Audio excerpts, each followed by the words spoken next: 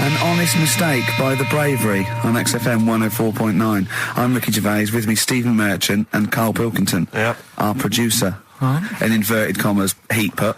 Yeah. They know. How are you doing, all right, Karl? Yeah, didn't they also write something about me, bald round head? Yes, perfectly round little bald man head, they said, so... Because you need to know that when you listen to the radio on that. Really matters what my hair's doing. Your hair, have you given it a little polish? Because you look like a cue ball at the moment, and you've had a shave in it. I've never seen such a round head. It actually looks like a plate with ears. Yeah, well, for those that have never seen Karl, I actually, if you remember, I think he looks a little bit like Mr. Spoon from Button Moon. He does. If you've ever seen that show, that's and also he looks like, you know when they say they find one with a little 4-foot human and it's actually 500,000 years old and they give it a name and it's the first, Australopithecus into. He looks like one of them as well. Perfectly round little. He is the missing link. He looks half human, half monkey. Because he's got a slight slouch as well. So yeah, it's like those pictures where you see it going from an ape to a man. He's one of those in the middle. Yeah, and of course his monkey hands, his hairy little wrist to those skinny little things that he can get oranges out of holes with. And it's unbelievable. Why are you so all shaved and polished and everything? Got a wedding. What? Got to go to a wedding today, so thought I'd, clean myself up a bit. Yeah. Shouldn't you be wearing a suit or something? No, I'll go home and put something on. Oh, okay. But, Suzanne said, make an effort. I sort of had a shave and that, and then I came out of the bathroom, she said, oh, your head looks a bit sort of eggish. She's right. She always worries about when I have a shave, because I just, That's your girlfriend, Karl. I know. Saying that. Just think, so don't worry about Heat saying it. Funny thing is, it's Boyd Hilton, I think, of Heat that wrote it. And he's got a little bald head. Yeah, no, don't slag him off. Yeah, but on the end of his review, does it say, written by Baldy Boyd? No, because it doesn't matter, it's a magazine. Don't worry about it. Looking forward to the wedding? A bit boring, innit? But you gotta do it. They've probably listening. Should we do a shot? No, it'll be a great day for them, but I know what will happen. Suzanne will see, all the fuss and that, and then she'll get ideas, and I'll have to let her down and all that. Why is it you don't want to get married again? I always forget. It's just... Who's it for at the end of the day? I've been with Suzanne for 11 years, right? Sure. We're happy. Well, I am. That's what counts. You're never happy. I am. I'm all right. Yeah, no, you're happy with Suzanne and everything, but apart from that, you're never happy. You are the most grumpy, moany thing in the world. I mean, I get annoyed, but I'm always happy. I was annoyed here. I was happy coming here, but there was a bloke behind me walking and scuffing his feet. He had a pair of those stupid skulls on, and he was clicking and scuffing. Wear some shoes. You don't have to click. Pick your feet up. Flip-flops annoy me. But I'm happy. I'm just annoyed. You are just like, oh, the world's on me.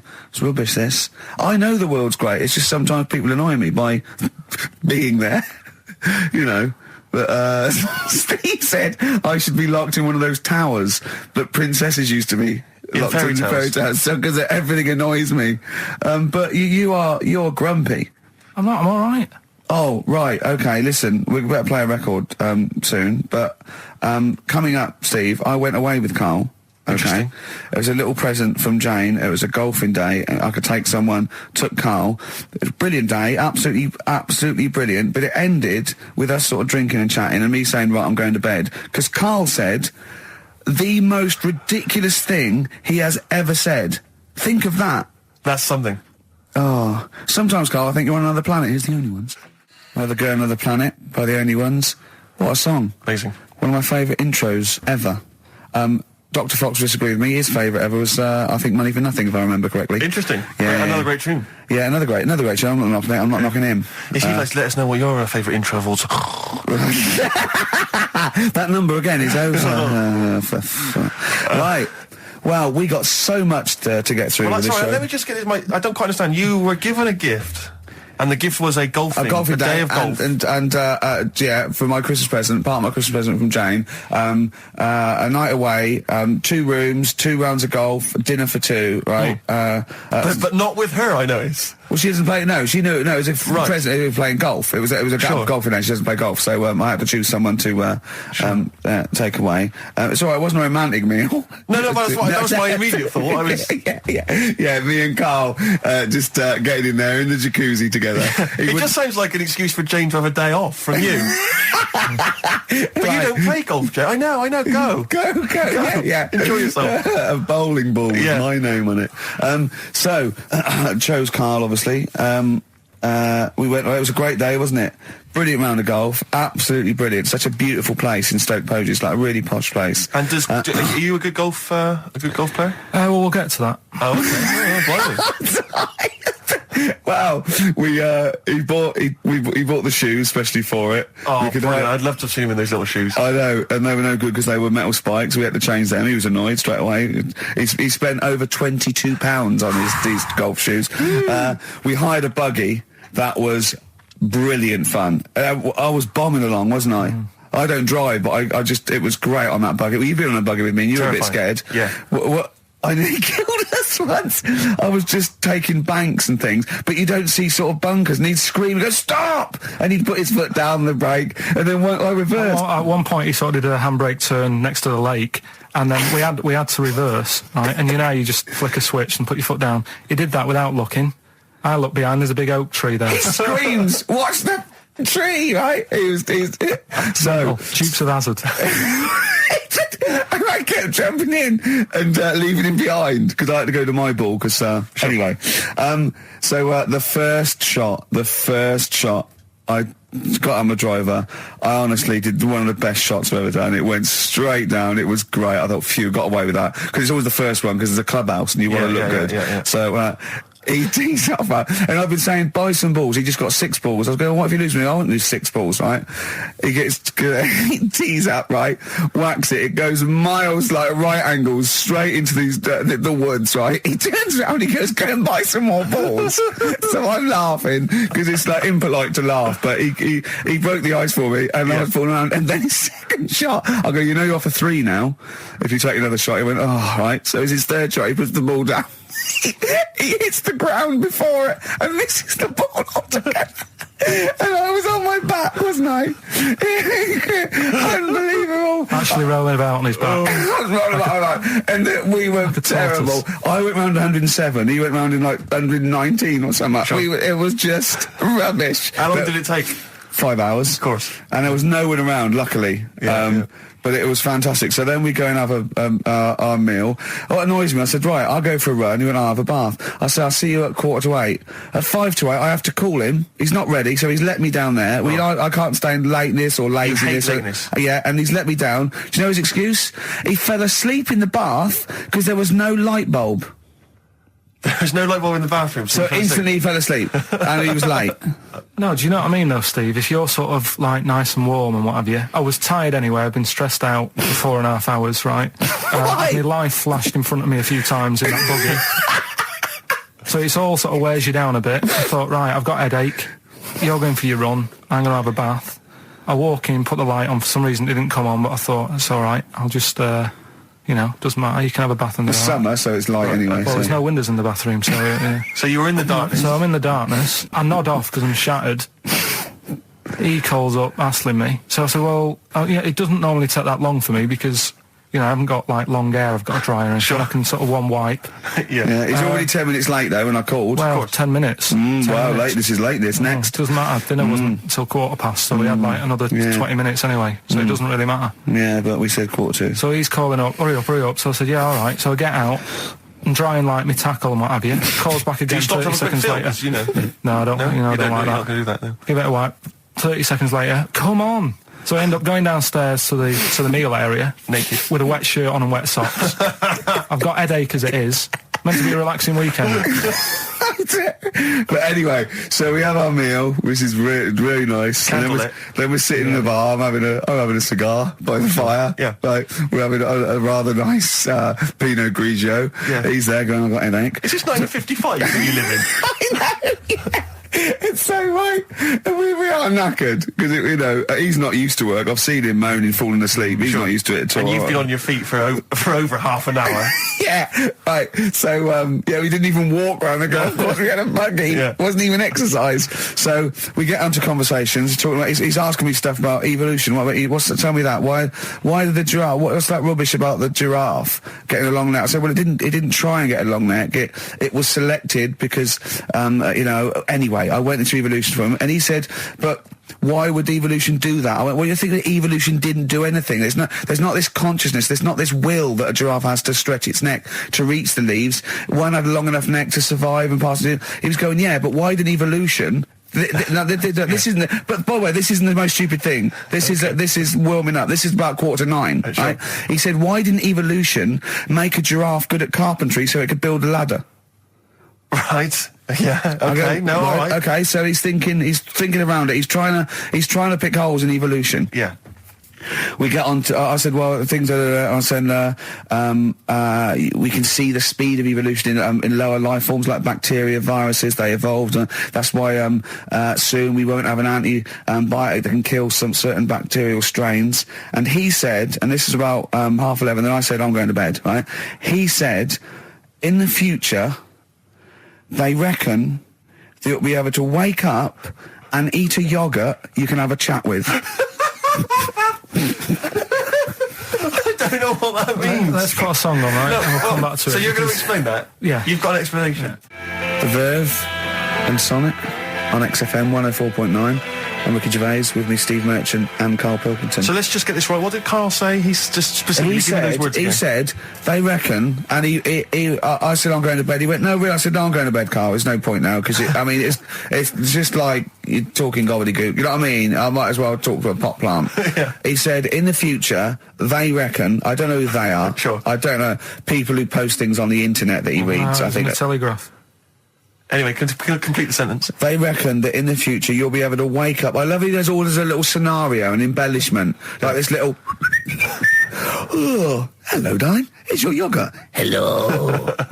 You'll be able to wake up and eat a yogurt you can have a chat with. All right. Well, thanks for that, Rick. I'm looking at you. I'm going to throw that over to Karl now. Right. It's when I was away on holiday, right? I got. I don't normally buy the Telegraph because it's too big and that, innit?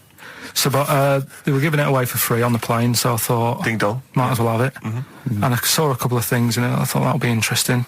I saw this thing about the future, and it was talking about evolution and what have you, right, which I always find weird, because I always think that maybe we've sort of done it wrong anyway. Do you know what I mean? I sometimes think you can't evolve. By definition, evolution can't get things wrong. Things change, that it's not successful, it can't pass on its genetic material, but if you're around, it's working. If you're around, it's working. Slugs are as evolved as they need to be. Slugs are as evolved as you and well, me. That's true enough.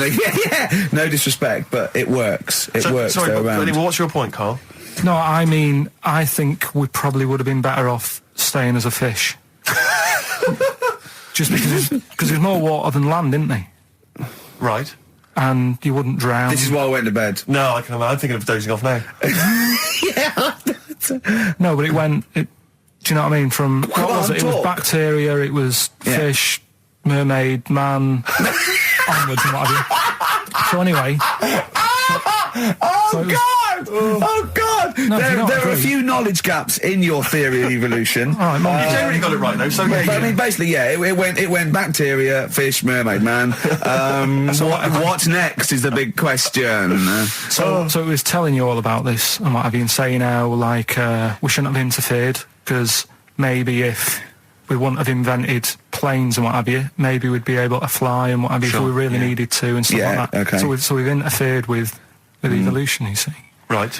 Well, then it was saying, well, what's the future got? Well, yes, in one way we have interfered with evolution. Yeah, the evolution of the human being in society is changing. It's no longer based on the strongest or the fittest, because medical science can keep us alive long enough.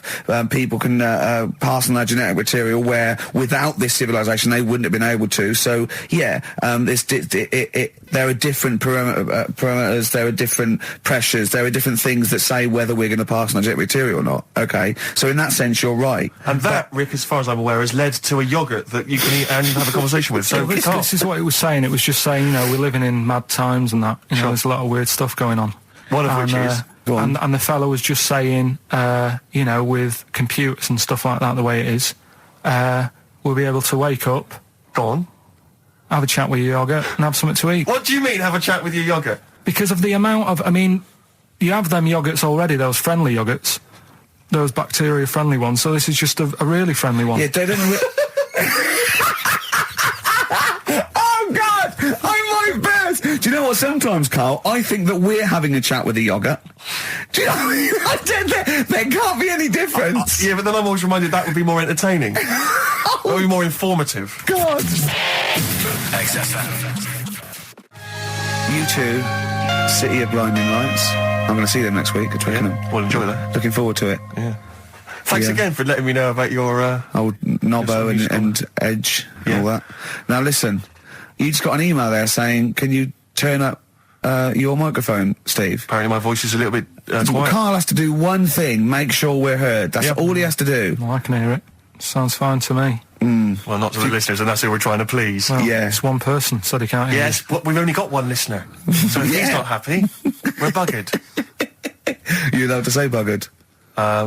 Not twice, certainly. Once could have been a mistake. Yeah. Twice, pointing it out is definitely, complaint material. Now, Carl, you haven't told us about your holiday yet. You were meant to do it last week and you didn't. You started on this, but we didn't have time because we had to do monkey news about a monkey who was a director who cared about lighting and stuff. Is there more monkey news this week? Is it as... okay. Is it real monkey news? Did it happen, or is it mostly embellishment in your round little head? It's proper stuff. Yeah. Okay. Good. So holiday. Where did you go on holiday? Sardinia. Good. Yeah, it's all right. Yeah. Nice food and that. It's important, isn't it? Yeah. And nice beaches and what have you. Excellent. Always like a nice long beach to walk down. Yeah. But so we're having a nice walk, right? You know how nudists do me head in. Sure. Right. Not a problem though, is it? It's not like being scared of spiders where they might jump out under the kitchen sink at you. You know what I mean? It's not a big problem having your head done in by nudists. Yeah, but it just annoys me. It sort of ruins the day a little bit because it makes me feel uncomfortable. Right. Take your clothes off if you feel uncomfortable. It's much more relaxing. Yeah, but well, anyway, right. So I'm walking along the beach, right? Lovely long beach, what have you? You know, watching the sea, picking up shells and that. And what are you wearing? What's your natural beach club? When he says picking up shells, I imagine he's on all fours going, like that. You know what I mean? Looking at things, just like washing his nuts in the sea to get them tasty. Yeah, going into the sea and then kind of shaking himself and all the water flows off. Yeah. I've just got flip flops on, pair of shorts, and like a little light shirt. Sure. So anyway, walking along, and Suzanne goes, "Oh look," right? And there's this woman, German, I think, coming out of the. How can you tell she was German? Underarm hair. I'll get to it. Forget the underarm hair. She came out. It looked like she was smuggling seaweed. I'm going to burst! Oh, God! And the funny thing is, right, she... Smuggling seaweed! Oh, God! She was a bit hairy down there, was she? Mental. I felt bad because I hadn't had a shave for 2 days, right? Looked at her, it was ridiculous. She might as well have kept her trunks on. It was just like she was wearing furry trunks, right? So anyway, so I'm walking along... So, yeah, go on then. So Suzanne's like, "Oh, look," and I'm like, "Oh, not again," because every time we go away, there always seems to be one of these. Is she by herself, this woman? Well, the weird thing was, she was with her husband, right? Yeah. But he had shorts on. He was happy, right? But every time, because I walked past her, and he sort of ran off, because he's embarrassed. Do you know what I mean? There's nothing normal about it. What can he do? He can't go, "All right, mate," because he knows it's odd, right? How old was he? Sorry, how old was she? It's hard to tell when someone hasn't got clothes on. Sure. Do you know what I mean? They always look older, don't they, when they haven't got clothes on anyway. But I'd say she was about 40, 41. Okay, right. So I walked past, and the annoying thing is, she got there on a bike, right? No clothes on, little pair of boots next to the bike. So if you can wear boots, just pop some shorts on. You know what I mean? That takes more effort for me, putting boots on. So put the shorts on, right? So anyway, the husband kept running off. I walked past, and I'm getting annoyed because I'm saying, well, we've got to walk past them again on the way back. I like the fact they're scuttling away when Carl walks past. Like when you lift up a bit of sort of iron sheeting in the woods and loads of mice run away. Yeah. It's like whenever Carl goes, that nudists run away. Yeah. Oh, right, okay. So we sort of come walking back and what have you, and you know, I have another look and what have you, and he runs off again. Why are you another look if it offends you so much? Oh, you might as well just have a look. You know what I mean? It's just putting it on show and what have you. But the interesting thing was, I just wondered whether the husband... Because if the husband were nude, you'd looked at his tackle. Because remember, when you went to see those two strippers and it was a woman and man, and they whipped their shorts off, you said you looked at his tackle first. I think any bloke would. Well... You would. You just check it out. It's natural, isn't it? You just go, oh, right. So it is normal or whatever. Because you don't know if you know what I mean? You don't know if what you've got's right until you see someone else's. No, do you know what I mean? Yeah. But anyway, so, but he got us talking, because I was, then, as soon as I saw her, sort of, day's been ruined a bit, so I'm walking up the beach. It's been ruined! Walking up the beach with Suzanne going, how does it happen? Do you know what I mean? Why do people do this? What fun are they getting out of it and what have you? And, I just was thinking, is there any chance that fella, right, didn't even know that she was a nudist until they went away? Do you know what I mean? Because I said to Suzanne, if I met Suzanne, it's like we're getting on, yeah, everything's fine. Yeah. And then you go off on holiday and you go, you haven't got much luggage. And she's like, no, it's fine, this is plenty. And I'm thinking, that's weird. And then we go down the beach and she whips her knickers off. I'd be annoyed, but there's nothing I could do. Do you know what I mean? Sure. So I'm just wondering whether that's what happened to this fella. Every time someone came walking up, he was like, oh, God, this is embarrassing. And he kept nipping off. Yeah. Finding something else to do. Look at some shells. So I'm wondering, Rick, if at some point, maybe today or in future shows, we should get a nudist, you know, one of these official nudist spokespeople, you know, because all these nudist organisations, get them on the phone, justify themselves to Karl, because, you know, in his mind, they are, what would you say, weirdos, freaks? I don't quite get it. I was reading something in one of the supplements last weekend, and some journalist went round to some, whatever you call it, some resort or whatever for nudes and that. And it's Were just... they playing volleyball? Well, the annoying thing was, bowls. Why is that annoying? Well, don't play a sport where you got to bend over.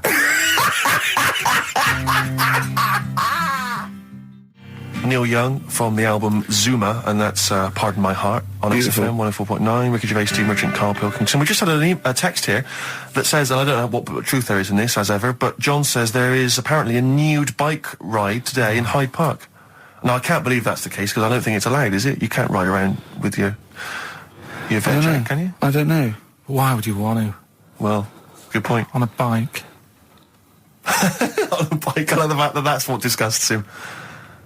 Do you know what? If we did appeal for a nudist to call in, I'd want a very specific sort. I want a German nudist, a middle-aged man called Helmut. Okay. If there is any, or the closest one to it. So I want a middle-aged man from Germany. If your name is Helmut, you're in.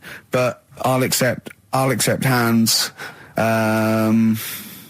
Karl would be good, wouldn't it? All right. Yeah. I think I'm wondering if the age might. Maybe we could we broaden that Okay, a just a German nudist bloke.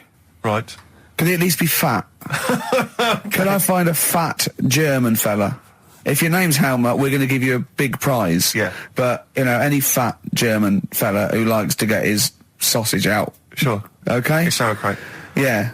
What's the phone number? 0871 222 1049. It'd be good just to get an email or a text with a contact, wouldn't it? And then I can just call them up in the week. Sure. And 83936 is the text number. I don't know what our audience demographic pans out like, Rick, but I'm suspecting that's probably a fairly small fraction of our listenership.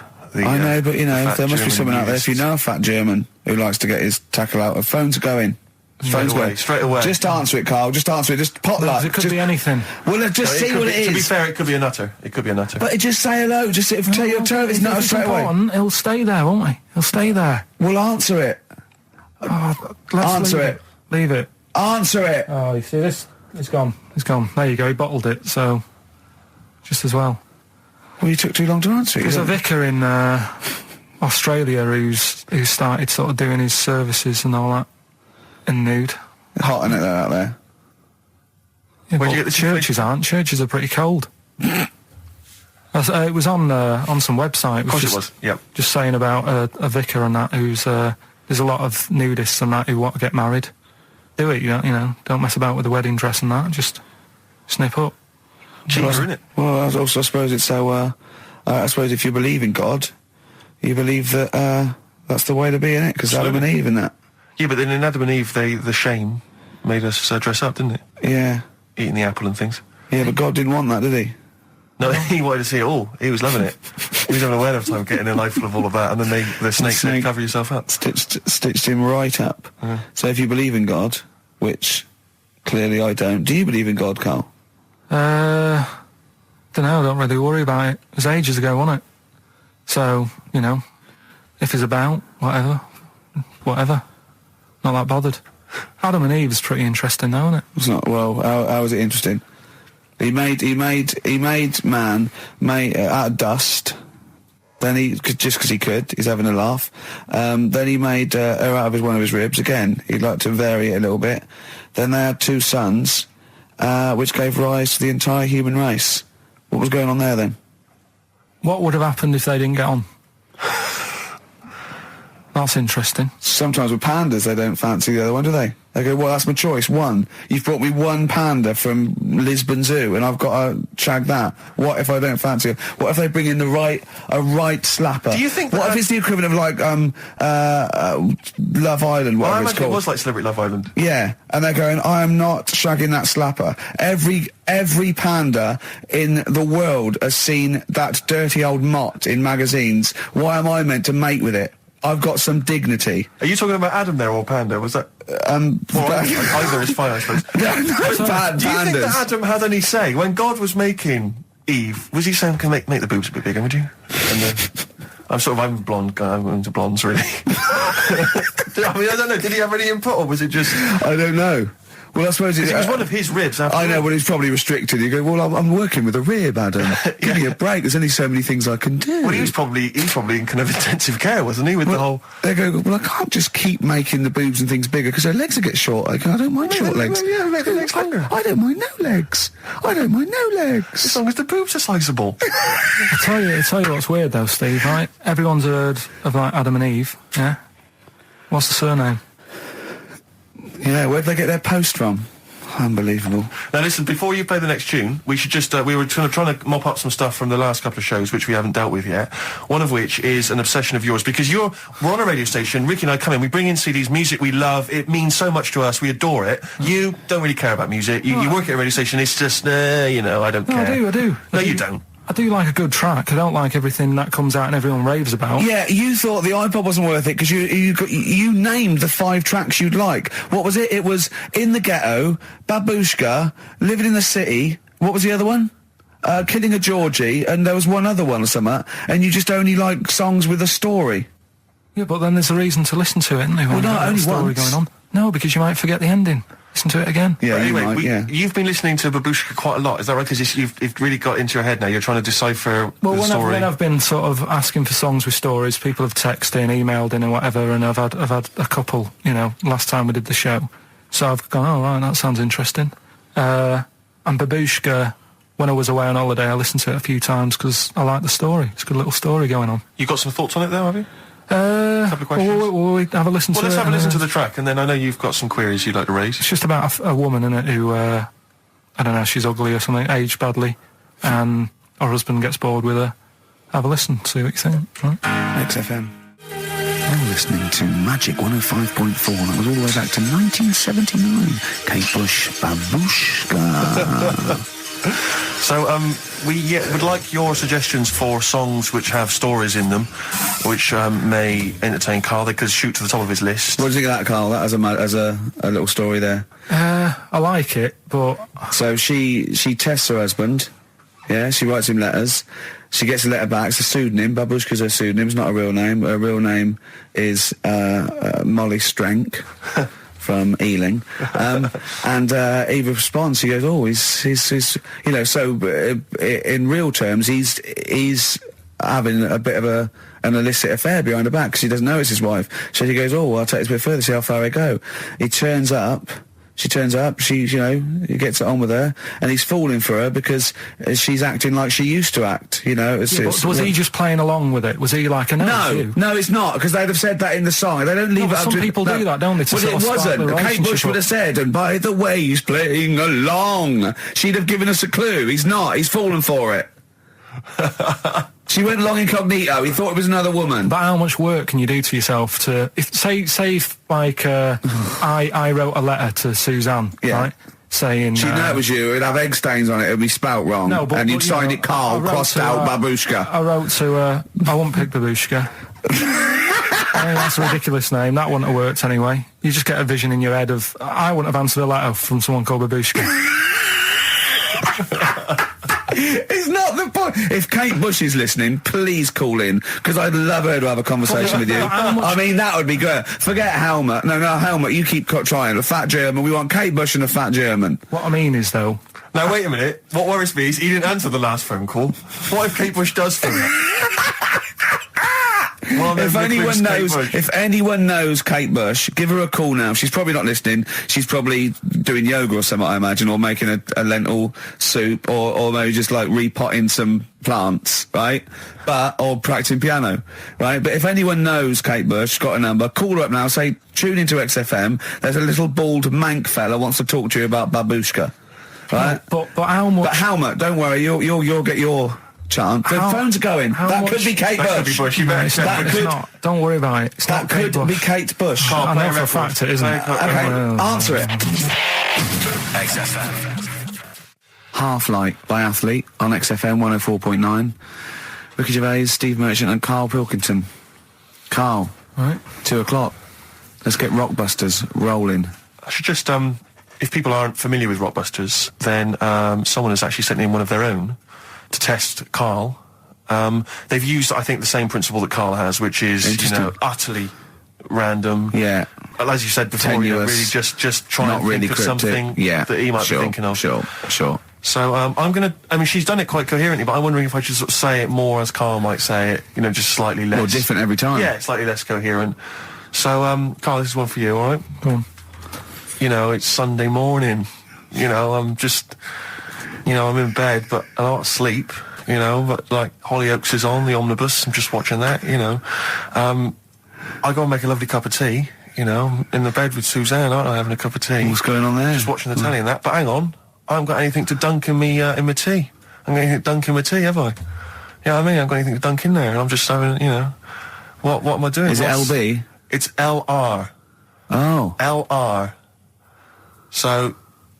have a think about that one, Karl. I think I know it. Yeah? Do you? Go for it. Go on. Is it Lionel Richie? It is Lionel Richie. What's your logic? Sort of lying in, lying ill, and it's like... No rich tea. No rich tea. Yeah. No biscuits, no rich tea. Lying, no rich tea. Lionel Rich tea. Lionel Richie. It works. It's just as coherent as one of yours. What's that? We've done one a little bit like it. There's nothing wrong with that. I cannot believe you got it. That's a taster. I cannot believe you got it. I might not have got it without the initials, but that's why we chucked them in, just to help you along. Right? So what have you got for us this week? We've got 3 of them. By the way, don't bother calling in Kate Bush, because Karl doesn't want to answer the phones. He says Kate Bush is not going to call, so it's all going to be nutters. So we apologise. He's got one thing to do. He didn't even get the sound right, because someone was complaining about they couldn't hear Steve. He's got to do Monkey News, which is always twaddle, and he won't even answer the phones now, so I don't know why he gets paid. He takes off Mondays, because he works Saturdays. He gets paid for Saturdays. He takes 5 weeks holiday a year. Not off Mondays and he moans. Not off Mondays. Wow. Right. What have you got for us? Right then, the first one. There's a vehicle that sells kebabs. Right. There's a vehicle that sells kebabs. Initial B. Right. B. Right. Right. Have you worked that one out? Of course I haven't. Right. The second one. You're asked if you want that bit of the egg. You what? You're asked if you want that bit of the egg. You think about it, but we sort of decide against it. And again? What's going on there? You're asked if you want that bit of the egg. You think about it, but you go, nah, I'll go against it. Right? I've got it. Is initials W or Y O? Yeah. Got it. Right, so... Okay. Yeah. That one works. Right. No, it doesn't. No, it doesn't. No, it doesn't. Yeah. And the last one, I don't think this burger will catch on. I don't think this burger will catch on. Yeah, and the letter there is M. So you just text or email in with the answers and win some stuff. What have we got? We got some prizes. We got another box set of the League of Gentlemen. This is instant gratification, but you go into a draw for something bigger. So what have we got today? Yeah, well, today this is what you're taking home today. You've got the League of Gentlemen, the complete collection on DVD. That's worth having, definitely. We've got Catterick, which is the current Vic and Bob show on BBC Two, which is good. The Aviator, the award-winning Leonardo DiCaprio, Martin Scorsese biopic, and once again Ladder 49. We're giving that away again, are we? Yeah. Apparently do we get a job like those? We got loads of them. We got boxes of them, stacks of them. Yeah. Excellent. So email in if you just want a copy of Ladder 49. I'm sure we could dig one out for you. yeah. Or phone in, because Karl does not answer the phones. Right. And remember, the winner goes forward into the chance to win the big prizes, the signed Homer drawing, the signed Nigel Tufnell poster. And you go to rickygervais.com and see Matt Groening actually drawing that to verify it. Bet Lloyd Cole won't. Never anyone has it? Has it? Lloyd Cole, Impossible Girl on XFM 104.9. Wow. Rick, I'm just reading an email we've had, and it is indeed true. Scores of naked cyclists will be wheeling around London today in a mass protest against oil dependency. The World Naked Bike Ride will see the arresting sight of up to 200 daring riders bearing all in their cycle past some of the capital's most famous landmarks. Have they got to wear an helmet? Are they against wearing a helmet? Well, I don't. I think they're trying to make a statement. I would imagine. I don't know. Well, they don't have to wear a helmet. It's not law to wear a helmet on a bike, is it? It's for your own safety. It's sensible. You're right. Yeah. Well, it's also sensible to just pop some pants on. Pop some pants on. Are you going to be popping down there and cheering them on? I'm not going anywhere near it. What are they going against? What's the problem that's going on? Oil dependency. I think, generally we're consuming too much oil, aren't we, in the world, and it's going to run out one day, and we've not got any alternatives. Talking of campaigns and things and that, did you see Sir Bob on Jonathan Ross last night? Sir Bob Geldof. Sir Bob Geldof. Yeah. Are you going to walk to Edinburgh or sail to France, Karl? What do you think of all this? The G8? I think it's good that, he's doing some stuff for the world and what have you, but probably won't bother. No.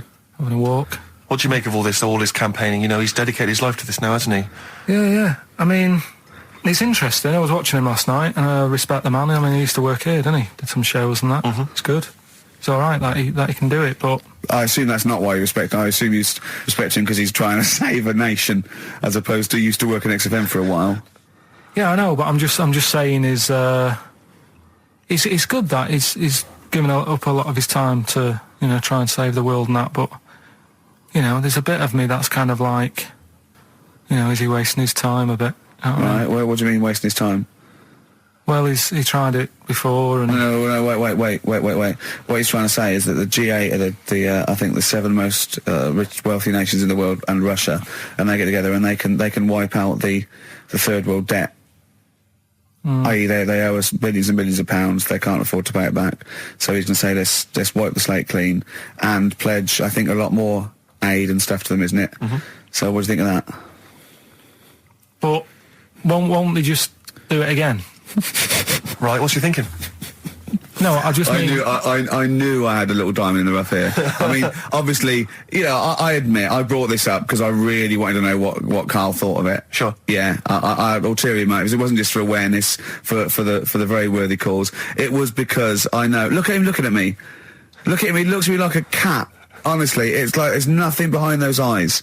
Right? What do you mean? They're just going to run up the debt again, you think? Well, what I mean is, right, when I was a kid, right, and I wanted to go to the arcade, I'd borrow £1 off my mum, right, and she'd say, don't come back asking for more and what have you. But I'd have a go on a pinball machine or whatever, game on a fruity, and then go back, and she'd go, can I have some more money? And she goes, I gave you £1 before. And I go, I know, but I'm on holiday. And she goes, there you go then. And then I go off and do the same thing. I didn't go, no, I wasted the last one, I'm going to pop this in the bank. Right. So you think that's what's going to happen with... That's a nice metaphor. So what do you think happening there? That the Africans are blowing it down the arcade. Instead of putting it towards a fishing rod, they're blowing it down the arcade. I'm trying to win a watch. Look, I've got 100 goals. I think this thing is dodgy. Yeah. I'm trying to win a fluffy toy. Bob's saying you're never going to get the Snoopy. You're never going to get the Snoopy. It's always going to fall out of the little claw before it gets to the claw top. is not strong enough. Yeah. Do not waste it. No, Midge. Midge, you have to write a song. Write another song, mate. They've blown it down the arcade. Brilliant. So that's your genuine logic, is it? Well, I just don't know. If they put me in charge of it, I don't know what I'd do. I just think it's a. Could I just say that will never happen? No. Could I just say to London, and anyone listening Sleep on Saturday, don't worry, Karl is not going to be put in charge of G8. It's not going to be him, Blair Chirac. That would be a joy if it were. That would be amazing. But anyway, so let's assume some alternate universe you are in charge. What would you do? Monkeys, obviously. It's like Planet of the Apes. What are you going to do? You're the only person with opposable thumbs. What's your solution? We've done a lot of it, haven't we? We've sent, money out there. We've sent them clothes and that. Yeah. Have you? It's gone. You say we. Have you sent? I've done loads for charity. Go on. No, loads. I've done loads of stuff. Go on. For what? Oh, I'll give stuff to Oxfam. Yeah. What stuff you don't want anymore? Yeah, junk. You mean? Well, yeah, but it'll be all right for them. I mean, I said to you the other day, like when they collect clothes for over there, I don't know, none of my stuff's going to fit them well.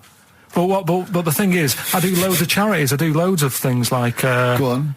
I pay for tools. I do that thing, a monthly payment of £5, paying for toolbox and that for someone out there. I help old people, which I'm going to stop, to be honest. Why? Because do you know this thing I do, Steve? Right, no. this is a £5 a month as well, right?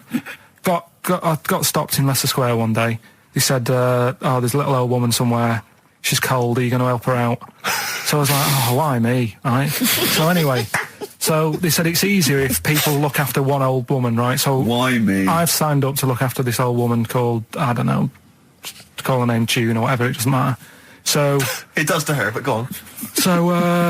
So anyway, so I'm paying this £5 a month, and the first £5, first time I paid it, I got this thing in the post, right? And it had, thanks a lot, Karl. You're looking after June. Here she is, here's a little picture of her, and she's sat there, what have you, with a cardigan on and stuff like that. Every £5 you pay, it'll be cheering her up, and, look after her, pay for her food and what have you. So, for a bit, you feel good, don't you? And you think, well, I've done my bit for the world. Anyway, 2 months later, get another package, right? Picture of June in there again. She's got a tan. So he's saying you're paying to keep her warm. No, they meant a week in Mallorca or whatever. And this is what I mean. People if they can get away with it. So whilst Geldoff's there every year or every couple of years, going, let's do this for them, let's do that. I tell you what, I wouldn't get off my arse if I was over there. But that isn't having a go. I don't know where to start. That isn't having a go though. What do you think? So what do you think? You think they're going? Don't bother getting a job or anything. Geldoff will be here, Geldoff will be. It's June. I don't know. It's difficult, isn't it? It's difficult. So you think Sir Bob should just wash his hands of the whole affair? You think it's a complete waste of time? Is that what you're saying? That you should just leave them to it? Just leave them to it. Let them sink ever more into debt, ever more into hunger. You just think that should just carry on? Do you know what I think he's saying? I think. Now, I'm not putting words in your mouth. Are you saying they blew the last lot we gave them? They've got to learn a lesson. Is that what you're saying? No, I'm not going to say that. I'm not going to say that. Is that what you're thinking? No. What are you thinking? I'm not thinking anything like that. All I was thinking is about this gig, it might have been better to do it, like, rather than, I don't know, ruining a grass field in Edinburgh and that, do it out in Africa, right? Get people out there, get the tourists up, do you know what I mean? Get a load of people out there. They've got loads I don't reckon he's going to get people to walk to Edinburgh. I very much doubt people are going to fly to Addis Ababa to see Coldplay. Cheap flights and what have you. Right. Hot dog stands and that, locals will love that, right? Job done. Brilliant. Let's put him in charge. Yeah, just for one day. Let's put him in charge of Live Aid. If Bob Geldof is listening, I know you respect him because he used to work on XFM. No, but Bob, if you're listening, please, I would love, oh my God, a conversation, Bob Geldof talking to, forget Kate Bush, forget Halma. That would be amazing. Can Bob please call in and speak to Karl? No one call except Bob, so we know it's Bob calling. Right, get on the phone. What's the phone number? Can't we talk to him next week? he might be busy next week. No, He's he got won't. stuff to organise. He won't. Don't worry about it. Don't worry about it. We can talk to us next week. All right? I'm not going to go. I'll go through the phones. It's mental. Play a record. All right, what we're having? Bit of Killers. Yeah. The Killers. Somebody told me on XFM 104.9.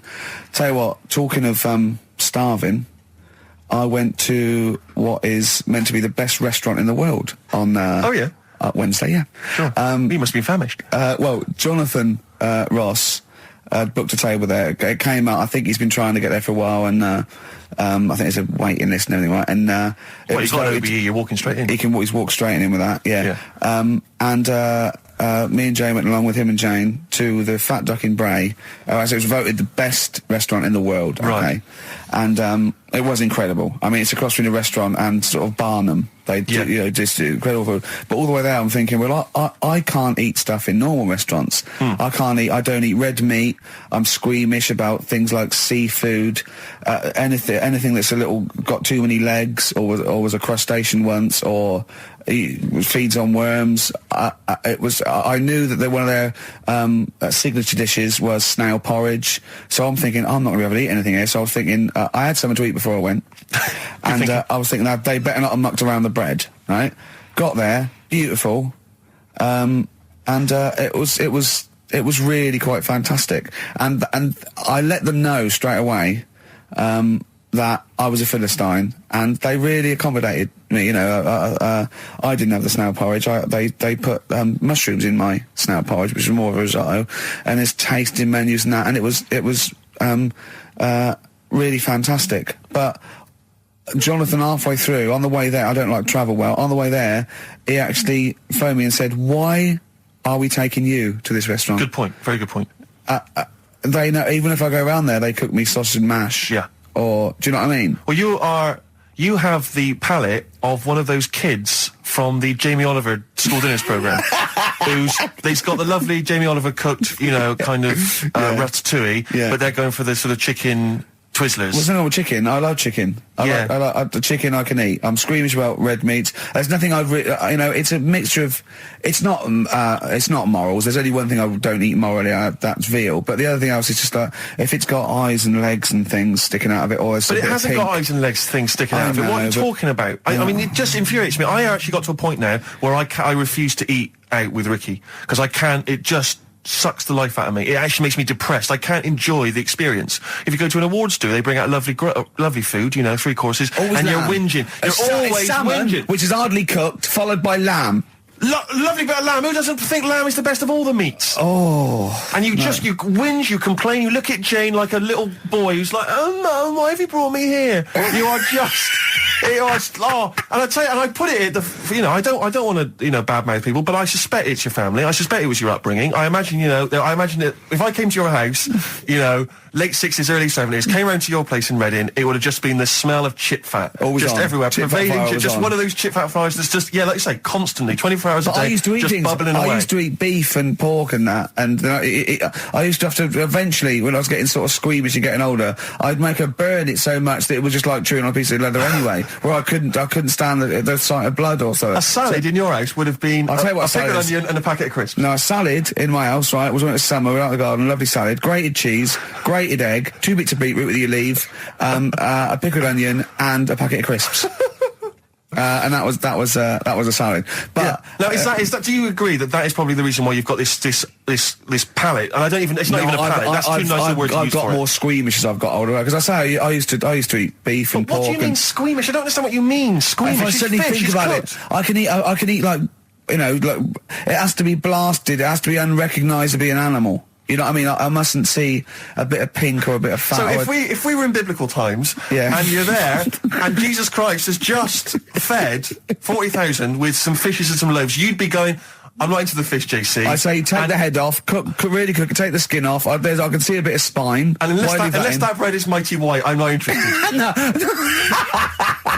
Yeah, but the thing is, what he hasn't said is, he gets frustrated because we have to go from restaurant to restaurant for something I can eat. But the reason we've only got about 3 restaurants to choose from are that because he doesn't want to spend more than a £5 at lunchtime. At lunchtime? If I was going out of an evening, you'd spend a decent amount of wallop. But lunchtime, Would you? You'd be happy to spend 20 quid on lunch. Imagine that every single day.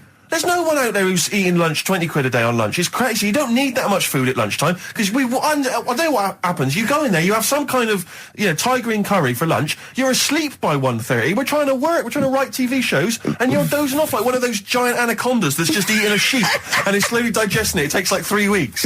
He doesn't eat Carl. He does not like the He'll walk a mile out of his way to get a sandwich that's mostly bread that only costs $1.20. It's about value for money, Rick. That is all it's you about. Don't have to tell me. I remember Oh, come on, let's have having an argument over that 50p that time. I don't want to bring it back up again. Here's the situation, Carl. I lent you 50p, and you decided you weren't going to pay me back. It should be to my discretion if I say, don't worry about it, Carl. You should offer me the 50p, go, there's that 50p I owe you, and I'll go, don't worry about it, Carl. But you didn't even do that. No, it's the way that you were, like... I said, where's my 50p? You went, oh, you don't need that. That's not your decision to have. I didn't say that. I said, I don't think I've got it at the moment, or whatever. Rubbish. And you're going through my pockets and that. Rubbish. 50p. Ridiculous. You've just given him a keg of beer for free, hadn't you? Well, let's not go over it again. I mean, I just think value for money is important. Like now, okay, so for instance, in the morning I have to get the tube, but you can get a travel card, zones 1 and 2, right? It's about £4.70, I think. But before 9:30, it's about £6.50. All right, and then at 9:30, when the clock, literally on the clock ticks over to 9:30, it's £4.70, right? Now sometimes I'll get there, I'll be about 9:20. Now, you'd be saying to me, oh, just spend it. And I'm thinking, I've got 10 minutes. I'll perhaps read the paper, wait for it to click over to 9:30, and then I can get a cheaper ticket. Now, surely that makes sense. Surely that's logic. Don't you? I mean, if you were in that situation, Rick, if you were there, right, and you had, let's say you had 3 minutes to wait before 9:30, what would you do? Would you stand there and wait? No, because waiting to me is worse than anything. It's madness. It's madness. I can't stand queuing. I can't say, no, I'd pay, yeah. How long would it have to be before you'd wait? If there was like a minute on the clock to go, would you wait? If they literally said, if you wait 30 seconds, I go, all right. Well, that is the case. That literally is the case. Okay, but not 10 minutes, no. What about you, Carl? I'd feel if it was 30 seconds, I'd feel flash going, I'd spend £3. But if it was like a couple of minutes, I go, oh, it doesn't matter. I just wouldn't. Madness. Yeah. Think about how that tots up over the years. Amazing. Carl, what about you, Carl? Would you do it? It depends, doesn't it, what your job is and that. If you're a doctor, you've got to get to, go and save someone or whatever. You can't say, oh, just 10 minutes. Depends on the situation. Depends. Most of the time, I've got to get in work early. I can't be hanging around till half 9. But you don't know, do you? I've called him when I was filming. I've seen him do one day, right? I've seen him for one whole day. He went away. He fell asleep at 7:45 in the bath because he was knackered. So he has 5 weeks holiday a year. He's taking the piss. XFM. Feeder, pushing the senses. Quite a food-related sort of show, isn't it? It is. Thinking of gluttony, did you see in, I think it was Heat magazine, it was former Pop Idol winner Michelle McManus. Oh, yeah. She's lost a lot of weight. Oh, yeah, she's lost 5 stone, hasn't she? Please see that the headline was, I used to eat 12 packets of Doritos a night. At night. 12 packets of Doritos. I just like the idea that you got to 11 packets, and you're thinking... One more still a bit peckish. One more will do it. Yeah. yeah. Oh, unbelievable. But someone sent in a couple of odds and ends news stories, they've gleaned off the web. And apparently Britain's fattest family have shed 23 stone. One of them died? Between the 5 of them... Oh, come on. Between the 5 of them, the Phillips family from Worcester weighed more than 100 stone. Jesus. Well, how many are there, though? They spent 5 of them, and they spent £300 a week on food. An evening meal consisted of an all-you-can-eat Chinese buffet and another ice cream stop at McDonald's. The mum, she was generally happy, like Carl is, but she said she used to get upset when she couldn't buy clothes for her kids because the shops didn't stock anything above XXXXXL. It says here, it says Mitchell, 13, was the heaviest of the 3, weighing at 27 stone. By the age of 4, he was Britain's fattest toddler, weighing 10 stone. Is that competition still going? He broke 5 bikes. He broke 5 bikes by buckling the wheels. Oh, that's I know you're always kind of fat kids, Carl. Chasing an ice cream van. Yeah. But the bike just fell apart. Yeah. Who knows? Maybe now he's on that nude bike ride, because he's lost some weight. Oh, that would be painful, wouldn't it? If one of them buckles. Yeah. Well, I've got another food-related item here. Now, Carl, I got a little email via my agent, sent from someone here, okay, sent from someone at...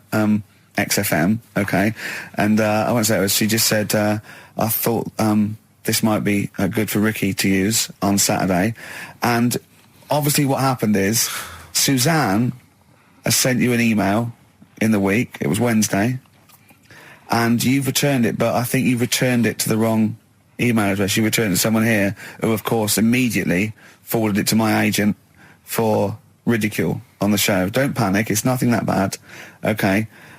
It's an email from Suzanne talking about your tea that night. Was Suzanne out on Wednesday night? Was the an England game or something? Yeah. So you were alone. You were home alone, were you, Wednesday night? Yeah. Did you enjoy your meal? Was it a quiche? Go on.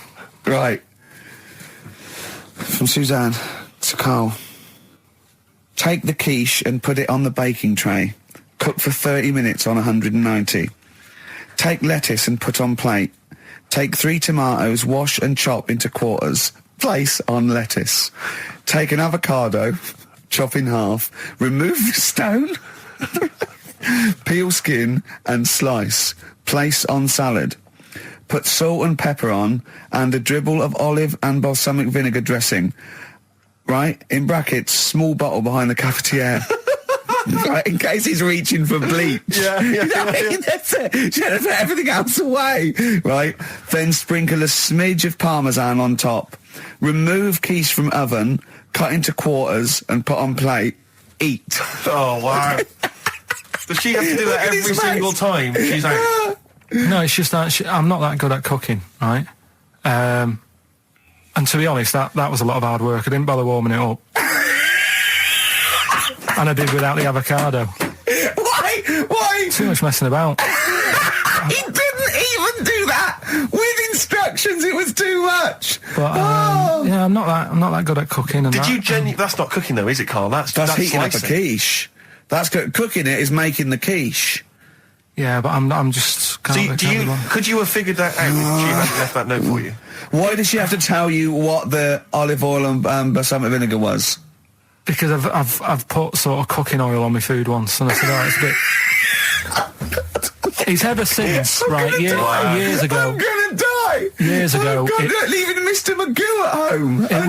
It was ever since I put sausages in the toaster that. What do you mean? I nearly set the flat on fire. Because do you know, like when you're grilling food in a pan and all that? Yeah. Sort of sausages spit and it goes everywhere, doesn't it? And it makes everywhere greasy. In the toaster. So I thought, well, just want to warm them up. Yeah. Bung them in the toaster. Yeah. What happened? And she sort of caught. Well, they got stuck and they got caught on fire. I imagine. She came in just as I was sort of plunging it, and Matty came in from work. Said, "What are you doing? I said, I'm in sausages." Well, the oven isn't on. I know they're in here. What? You turn it off? Panicking and that. But I've never been into it. I've never been into cooking and that. At school and stuff, I didn't bother doing it. Oh, every time Suzanne comes home, she must think, please be the house still there. Yeah. Please not let me hear a fire engine as I come round this corner. Oh, God. She comes and goes, oh, God, thank God. I bet she's always happy to see you when she gets home and you haven't burned the place down or introduced some howler monkeys or something. Unbelievable. What I find extraordinary is there are people who are in sort of care in the community who don't need instructions on how to prepare food. Oh, they do. They can do it. Yeah, you show them once. Yeah, they do. Whatever you do, don't put sausages in the toaster, Johnny. Do you know what I mean? Yeah, and they've don't, learnt it. They don't put sausages in the toaster. Yeah. What did they put their fingers in? But, yeah.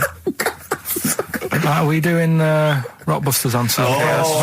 It's what London's waiting for. I'll tell you what, we'll play a song and then do Why not? Rockbusters, yeah? It's worth waiting for. Have we still got Monkey News to come? Yeah. Oh. Roxy Music with the old Dylan classic Hard Rains on XFM 104.9. Mixing it up, just mixing it up, mixing and matching. We've got Neil Young, we've got a bit of Roxy Music, we don't care, do we? They were right up, bang up today with some of the latest tracks from Feeder and the like, so... Yeah, big time. But it's what we're waiting for, it's the Rockbusters answers. That's right. Right. Okay, give us the clue, give us the answer. Right then, first one... Hurry up, because we haven't got long for Monkey News. Don't worry about it, don't worry about it. First one. There's a vehicle over there that's... it's changed. Selling kebabs. Oh, it's changed, go on. Initial D. Yeah, what is it? That was Donovan. Okay. All right, yeah, okay. Yeah. That Good. works. I'll give you that. Yeah. Second That's a one. real clue. Well, they got it, like they always do, so they're always real clues. Second one. You're asked if you want that bit of the egg, right? You think about it, then you decide against it. I think I know this one. What was the initial again? Y-O. Is this John Lennon's wife, Yoko Ono? Yeah, that's right. I think that was her name, Yoko Ono, wasn't it? Yeah, it's Yoko No. It was Yoko No. No. You've got it wrong. You're thinking about it. You're asked if you want a bit of the egg. Yeah. You go, yolk. You think about it. Oh no. Oh, so you say it twice, you stutter. So No, it's no. Yolk, oh no. No, you didn't her wrong. name's Yoko Ono, though. Yeah, Yoko Ono. Listen to the clue again. Okay, no. Listen to the clue. So what you say is, do you want this bit of the egg? You think, oh, the other bit. No. Yolk, oh no. That's Yolk, right. oh no. Yolk, oh no. Yolk, oh no. Oh, yolk. Yeah, go on, brilliant. Yeah, okay, yeah, Yoko Ono, yeah, go on. Works perfect. Next, yeah. And the last one was, I don't think this burger will catch on. That was initial M. Yeah. McFly. Right? So, there's your 3 clues. There's your 3 answers. It won't catch on. Well, who'd want to eat that? You know what I mean? It's like a Mac burger or whatever. Mac chicken. McFly. Don't want one. Put it back. We'll have a chicken. Right? So who's got the 3 then? Well done to Ian Shillham from Mansfield, who's got all those answers right amazingly. And he wins all those great prizes, including Ladder 49, starring Joaquin Phoenix and John Travolta, which I don't think anyone's ever seen. There's 49 of them.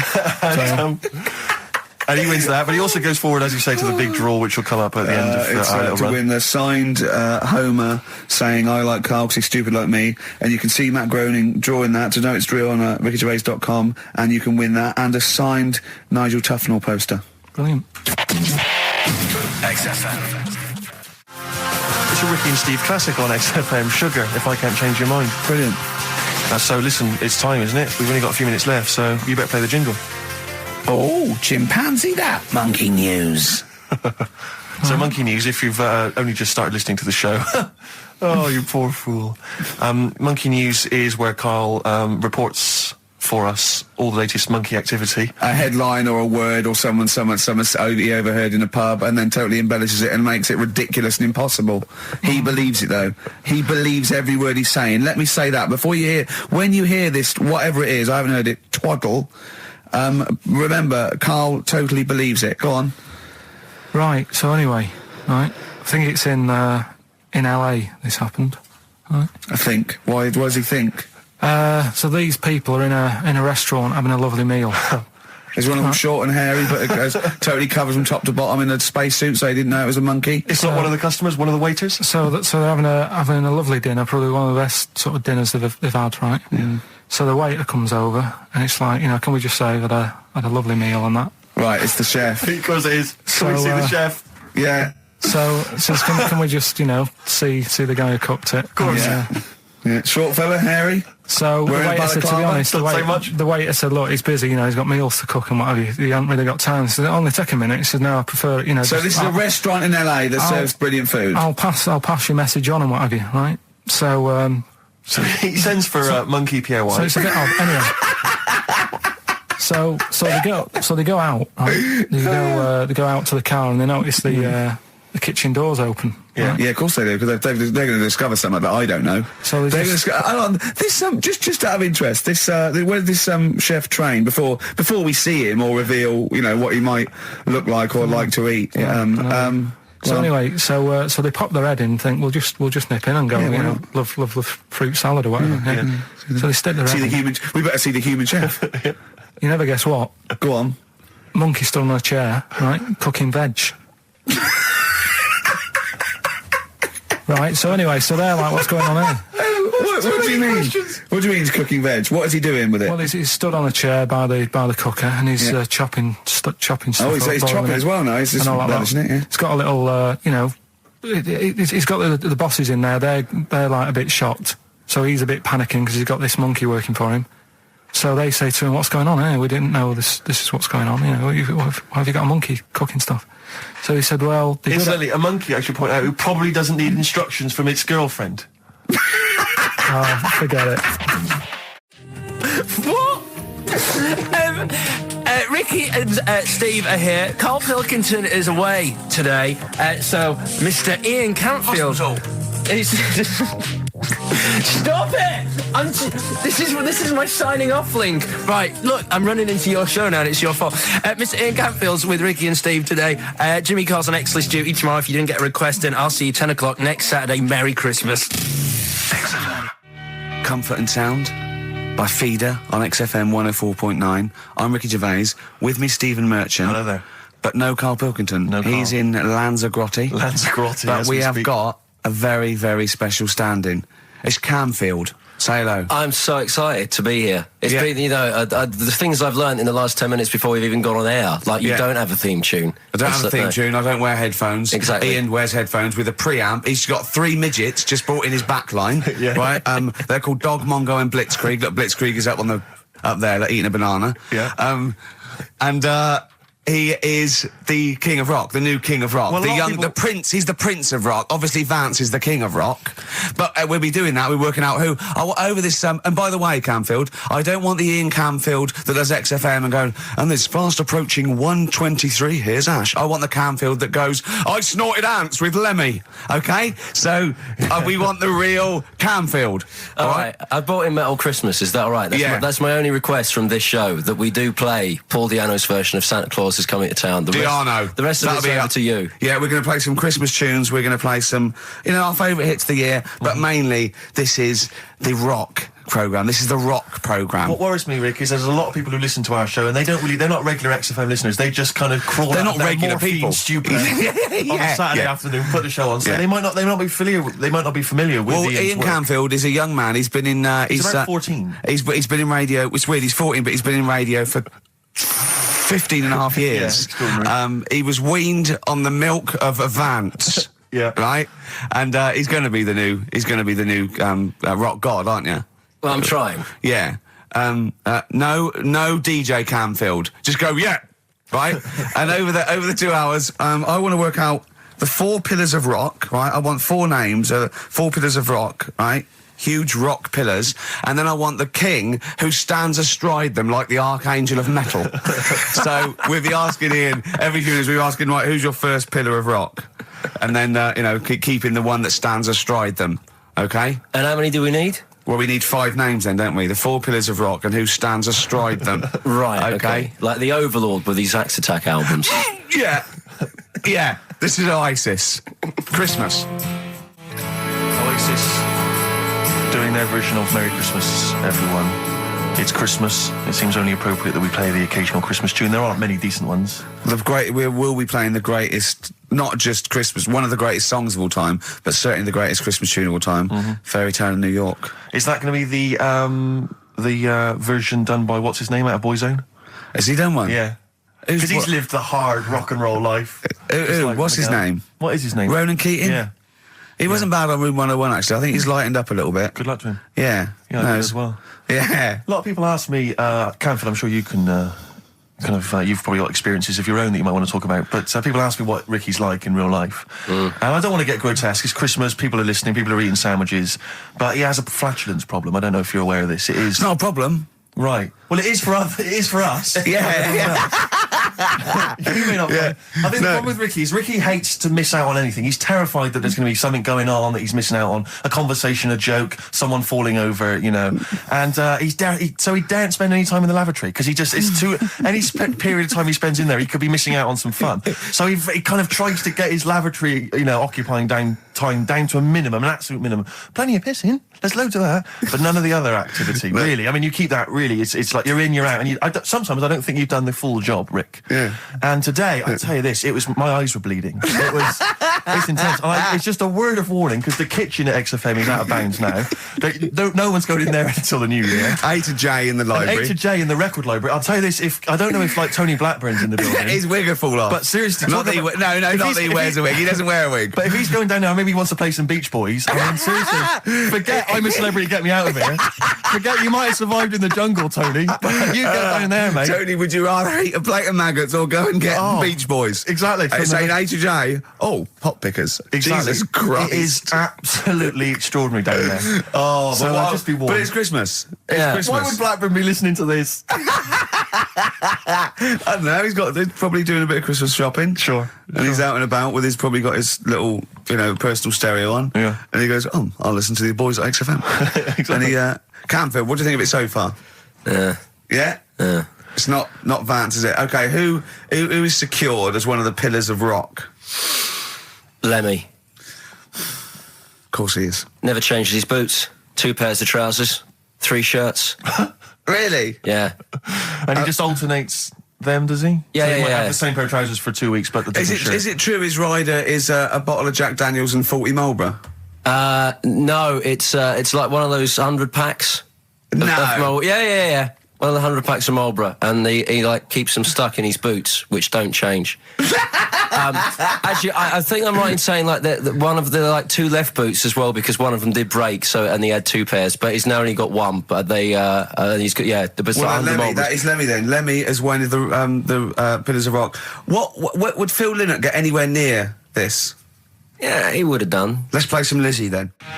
Don't believe a word. Thin Lizzy on XFM 104.9. I'm Ricky Gervais, with me Stephen Merchant, and over there Campbells. Is that your impression of me? Yeah. The rock one's better. The rock one's better. Yeah, you shouldn't try and be a DJ. Yeah. Growing up with Diano Tuesday night. Ian, what? I know you're keen to know this, Rick. What are your thoughts on XFM? Let's get behind the facade of Canfield. What do you think about this? Because we used to have, some conversations. You've been with XFM since the beginning, haven't you? Oh, I've been here forever. Yeah, it's all right, isn't it? I mean, it's not quite magic. Well, no, a few things are. Got me eyes on the big 105.4. Obviously, eventually. What magic? Yeah. Now, do you think you want to do like a rock program on something like Virgin or Radio 1 eventually? Nah, I don't think so. No. No. What do you want to do then? What do you want to do? I want to start playing stuff like the Eagles and Steely Dan and Bruce Hornsby in the Range. Truth be known. But you'd have to go quite mainstream. In your bedroom? What? But on what sort of platform though? Because the good thing about those is they are really popular. They are. I mean, I think the Eagles' Greatest Hits is the biggest selling album of all time now. It's overtaken Thriller. Yeah. So I mean that those. What are you saying? Iron Maiden aren't popular? Like what I play now are actually popular, but they've got a very Slipknot, tight fan Fear base. Factory. I mean, Iron Maiden can go to #1 with just their fans buying it and then slip away again, can't they? Yeah. But everyone sort of likes the Eagles, don't they? Yeah. I mean, I think still. So you could get on sort of like Radio 2 maybe, the rock program on Radio 2. Who does it at the moment? Is there one? No, there's not one. I should do a demo maybe. Okay, well let's I love the way we're talking about my career and other radio stations I could work for. Do you know something I don't? No, I'm just saying that this place is not going on the tube, isn't it? It's going on the tube. I mean, you're going to be like, I mean, you'd abandon the sinking ship, wouldn't you? You wouldn't hang around, would you? You wouldn't fiddle as Rome Byrne. I mean, we got a couple of pies cooking in the States, so we're not going to be here to keep it afloat. No, the weekends. But we want to take the good guys with us, right? So when this crumbles and they make it into a car park for Capital, I want to see you on Radio 2 Friday nights 10 till 12, pure rock. Exactly. Do you know what I mean? Absolutely. Right. Well, that's the pitch, isn't it? Friday nights 10 till 12, pure rock. Okay. If anyone's listening to the BBC, it's Canfield. He is the new Vance. Molten Metal, maybe. Molten Metal. That's good. My only concern with TV work for Ian is he doesn't look like the obvious rocker. I mean, people are listening, they probably imagine he's got the long, greasy hair. But that's the modern look. T-shirt. Lots of modern bands now. They've got. I'm not slagging off. I'm just saying. I wonder if they've got short hair. It's not all long hair and strange beards and tattoos. No, the days of them all looking like Lemmy and smelling like Ricky are well and truly gone. Yeah. Have you ever had the long hair? Have you ever gone in for that? No. Never tried that? No. But I've got bullet belts and stuff like that. You're right. If you'd have wanted me to dress up, I would have dressed up and brought CDs. I mean, obviously I should have prepared more for this show. Sure. Yeah. We're going to play some classic rock, aren't we? I think we're going to play The Who. We got Jump, Van Halen. That's a classic, isn't it? Yeah, I think I've got that about 5 times on every driving album I brought in for you. Okay, and so are we going to play Since You've Been Gone? Yes. Yeah. What's next? British Sea Power. Yeah, I thought we should play a couple of singles that we've enjoyed over the last year or so, and this is one of them. Carry On, play at Canfield. And don't forget, Paul Di'Anno and Santa Claus is Coming to Town's coming on as well. Paul Di'Anno doesn't snort ants, he snorts ant eaters. Carry On from British Sea Power on XFM 104.9. Not bad at all. Now, listen, we should just point out to people that Karl's away, and we always slag him off because he provides very little. And he's an idiot. Well, exactly, to be fair. But he's obviously off in Lanzarote, and he's forgotten to tell us what the password is for our email, Rick. Idiot. So we can't get into the email. So we're going to have to use Ian's email instead. ian.camfield@xfm.co.uk if you want to get in touch. You're never going to have so many emails, Ian. Really? Yeah, right? You're going to be looking at them all week. It's going to be brilliant for you. You're going to feel really popular. You know what? He described Karl as a bald little mank twat. Nice. Karl was going, brilliant.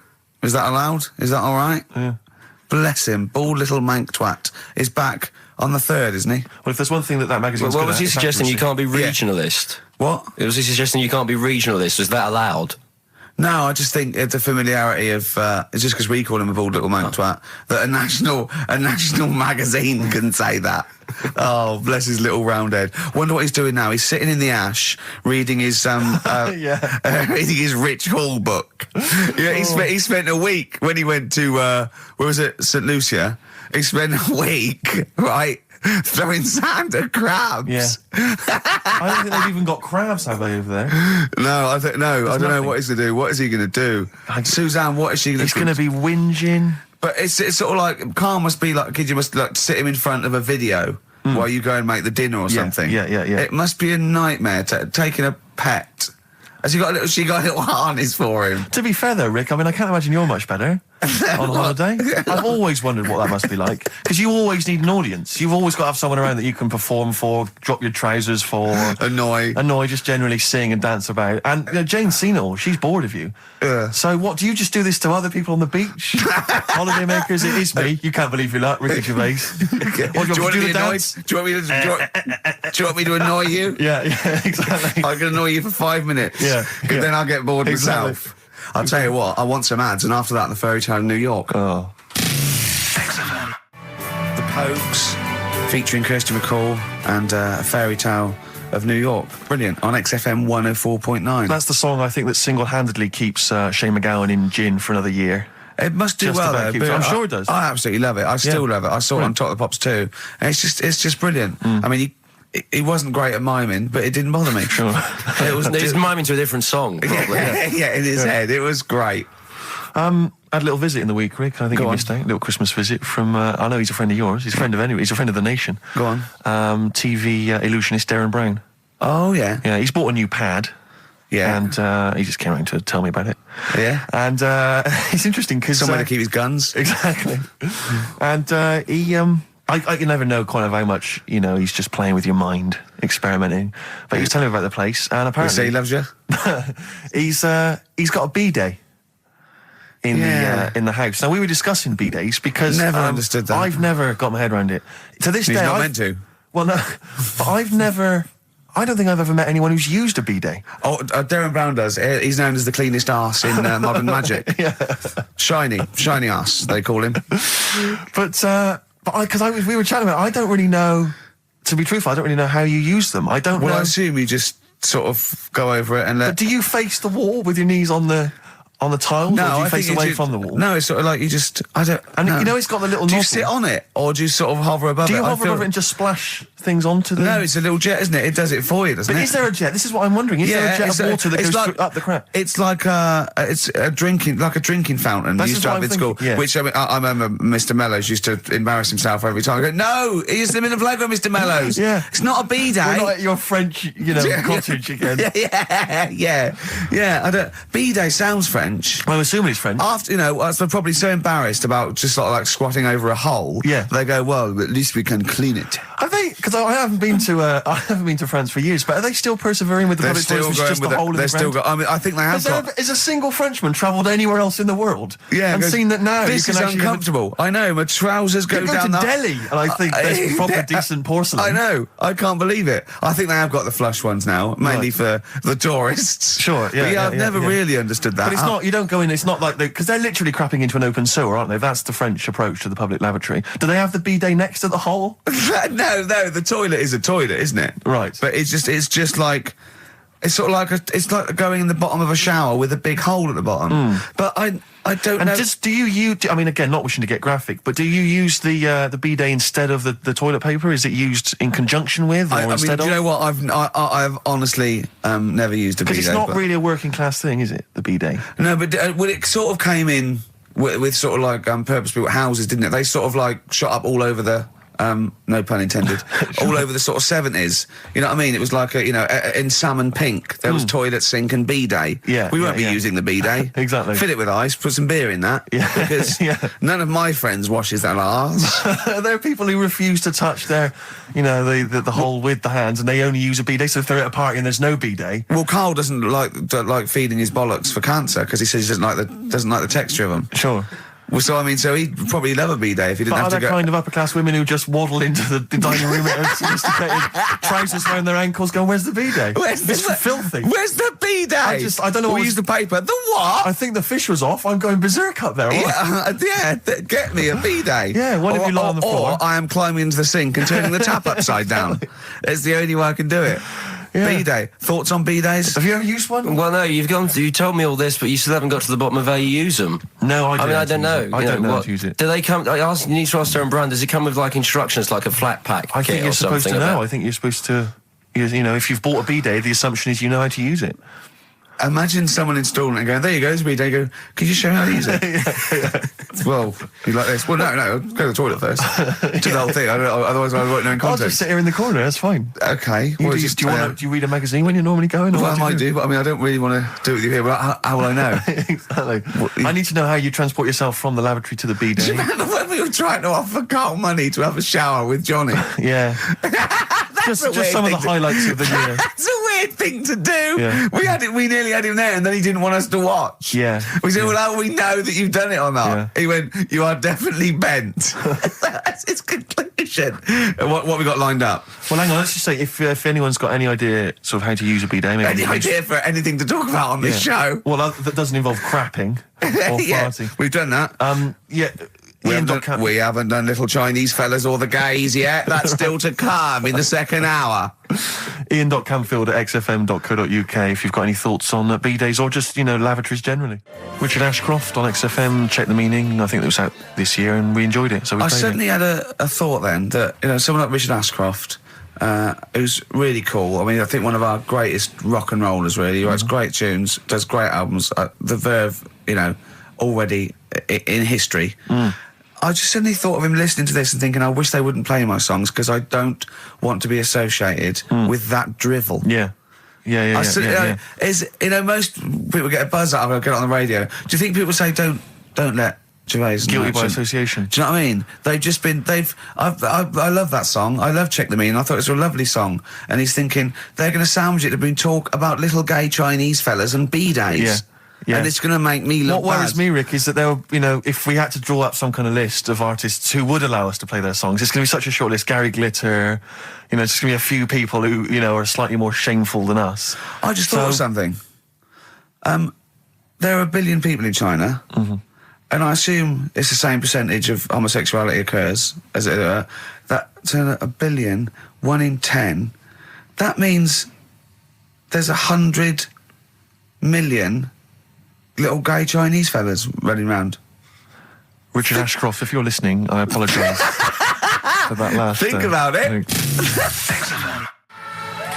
John Lennon, you okay? War is over. I heard a DJ in the week, I won't say who it was, but sort of like a cheesy sort of housewife choice DJ, and he played that, and he went, weird one, that, isn't it? What do you think of that the first time you heard it? Strange one. John Lennon, Yoko Ono, war is over. Here's the moment, at least, out there. I love that.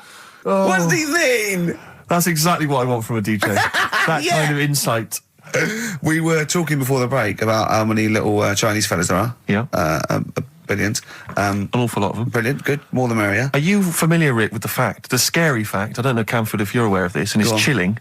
I don't know where I've heard this from, but apparently... And this is kind of legend, I didn't just make this up, this is well known, that if all the Chinese people in China, right, no, come on, if they all jumped up and down at the same time, apparently, this is what they say, apparently it would cause a tidal wave that would wipe out America. That would destroy America. I love the idea of coordinating that. Brilliant. Well, I like the idea, firstly, they don't need weapons of mass destruction, they don't need nuclear weapons, because they got that threat. They can't constantly. have on that, you can't count a tidal wave as a weapon of mass destruction. Or jumping. Tony Blair could send in sort of people, UN people going, look out for anyone jumping. Exactly. All they need is an immense sort of skipping rope. Oh yeah, once a little fella in Japan holding one end, a little fella in Russia holding the other. Exactly, yeah. And they go, on your marks, you'd have a lot of coordination over that one little... Maybe like someone like Mr. Motivator, kind of coordinating it all from the top of the wall, sort of looking down. The Chinese equivalent. Yeah. Because I think that's why they built the wall. I think that's why they built the Great Wall. To jump off the wall. Exactly, they just climb on that wall. That's why that's the threat. And that's why America started the space race, because you can see it from space. Exactly. So they go... They're up there monitoring constantly. This is Eagle to Houston. There's lots of little Chinese fellas about to jump. Yeah. This is Houston. Are they wearing them? We just need to hats? confirm they're Chinese. Are they wearing those? Are they wearing those comical hats that look a bit like a lampshade? They Yes, are. they are. We just need to confirm they're Chinese. Because if I was the leader of China, what is the name of the? What is it? Is he the king of China? We're so ill-educated, Is aren't it we? the king of China? The It's czar not of China? King, is it? What is it? Is Chairman Mao still there? Is he It's still chairman someone. Chairman someone else probably. The new chairman. I Or don't chairwoman, don't be sexist.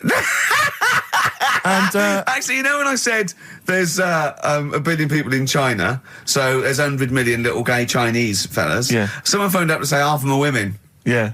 Well, of course. Yeah. Straight on the phone with that. Well, I meant little lesbian fellas or little gay fellas. Yeah. I mean, I wasn't being sexist. But if I'm I just was- saying there's probably 100 million little gay Chinese people. What worries me, Rick, is if I was the premier of China, or if it was some of the people I went to school it with. premier? Oh, whoever is the king of China. If I was the king of China, right? Isn't he the king of China and king and I? Or is that he's somewhere else, isn't he? That's Siam, isn't it? I don't know. We're Is that not, rubbish, aren't we? is that not in China? We're not. Where's not, Siam then? We're not. It's Ceylon now, isn't it? I don't know.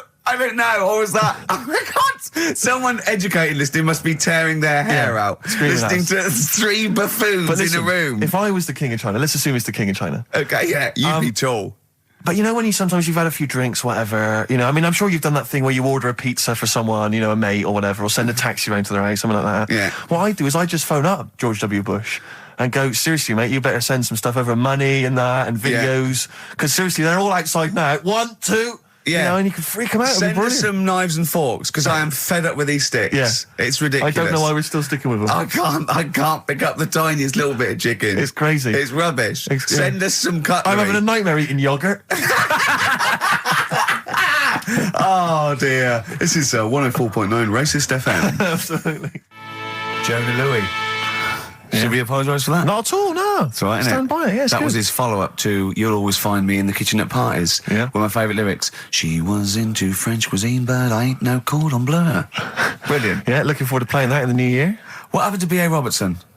Don't He know. knocked it off. I was standing in the corner and the ball came across. What was the other one he did? I don't know. We're not as old as you. Oh, no. This is all gobbledygook to us. XFM 104.9. That's Yeah. Jonah Louis. Yeah, you're not listening to classic gold. Amazingly. I've still got my own teeth. I think, Rick, I was the subject of a Christmas con in the week.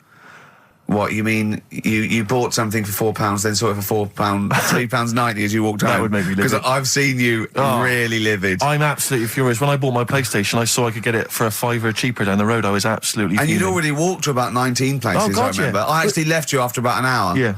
Can you No, I work do. out? I'm furious because I got to get a bargain. I hate the feeling that I'm being ripped off. Yeah. And I'll tell you this, I'm loving online shopping. Oh, the savings I'm making, Rick. Really? It's crazy. Really? Getting 15, 20 quid off some things. Is it really? Oh, amazing. But these things, I might point out, are like Jaguars and Mitsubishi cars. Exactly. Yeah, but it's worth shopping round. No, Go this on. was not so much a con. It was a con, but it wasn't so much one of those just a missed bargain. Yeah. Doorbell rings, answer it. It's a couple of girls. They must have been 13 or 14, maybe. Now, I've always had a problem with teenagers. I'm intimidated by teenagers. In case they call you a dork or something. Well, I mean, I told you before, I was walking down the street once, and there's two guys coming towards me. I mean, real losers. Do you know what I mean? Glasses, the spots, greasy hair. Do you know, really pathetic. And I was sniggering to myself. I was thinking, look at those losers.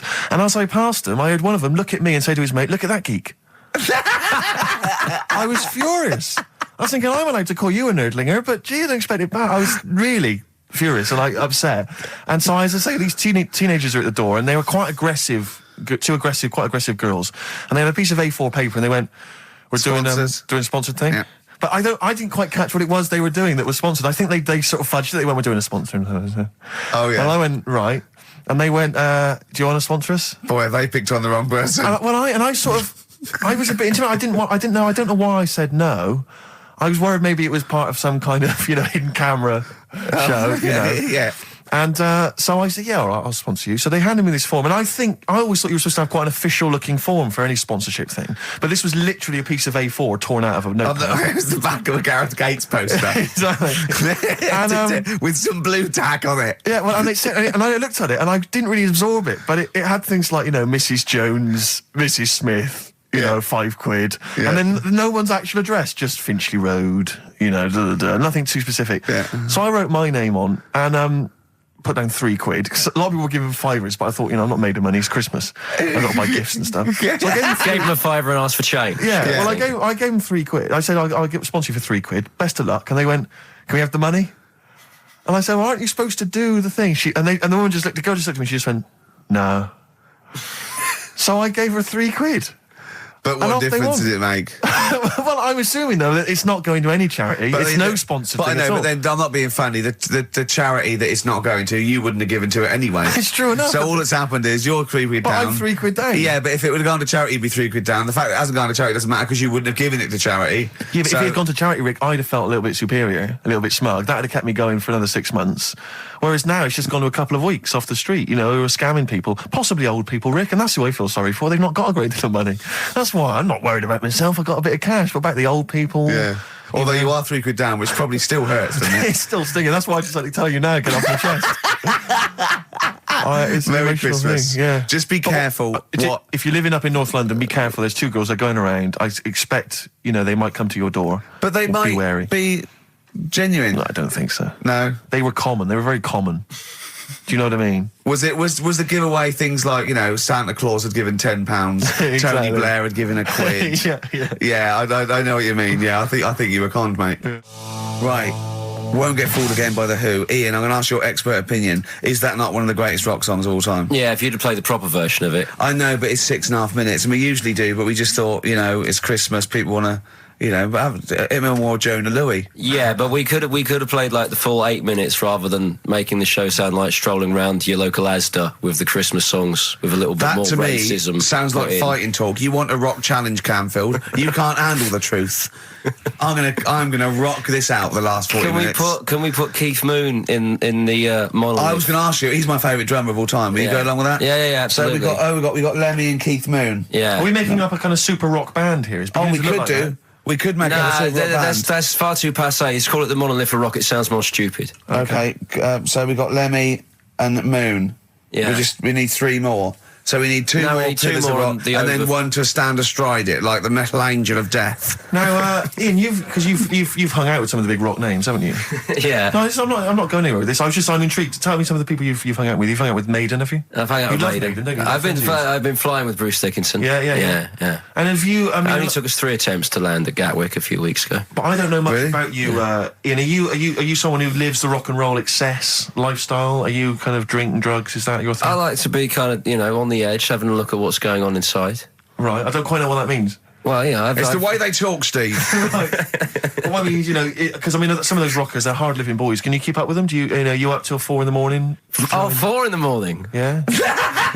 4 in which morning? Hey, Daddy-o, man. Yeah. We're going out about 4 in. Yeah. Carl reckons the gays go out late.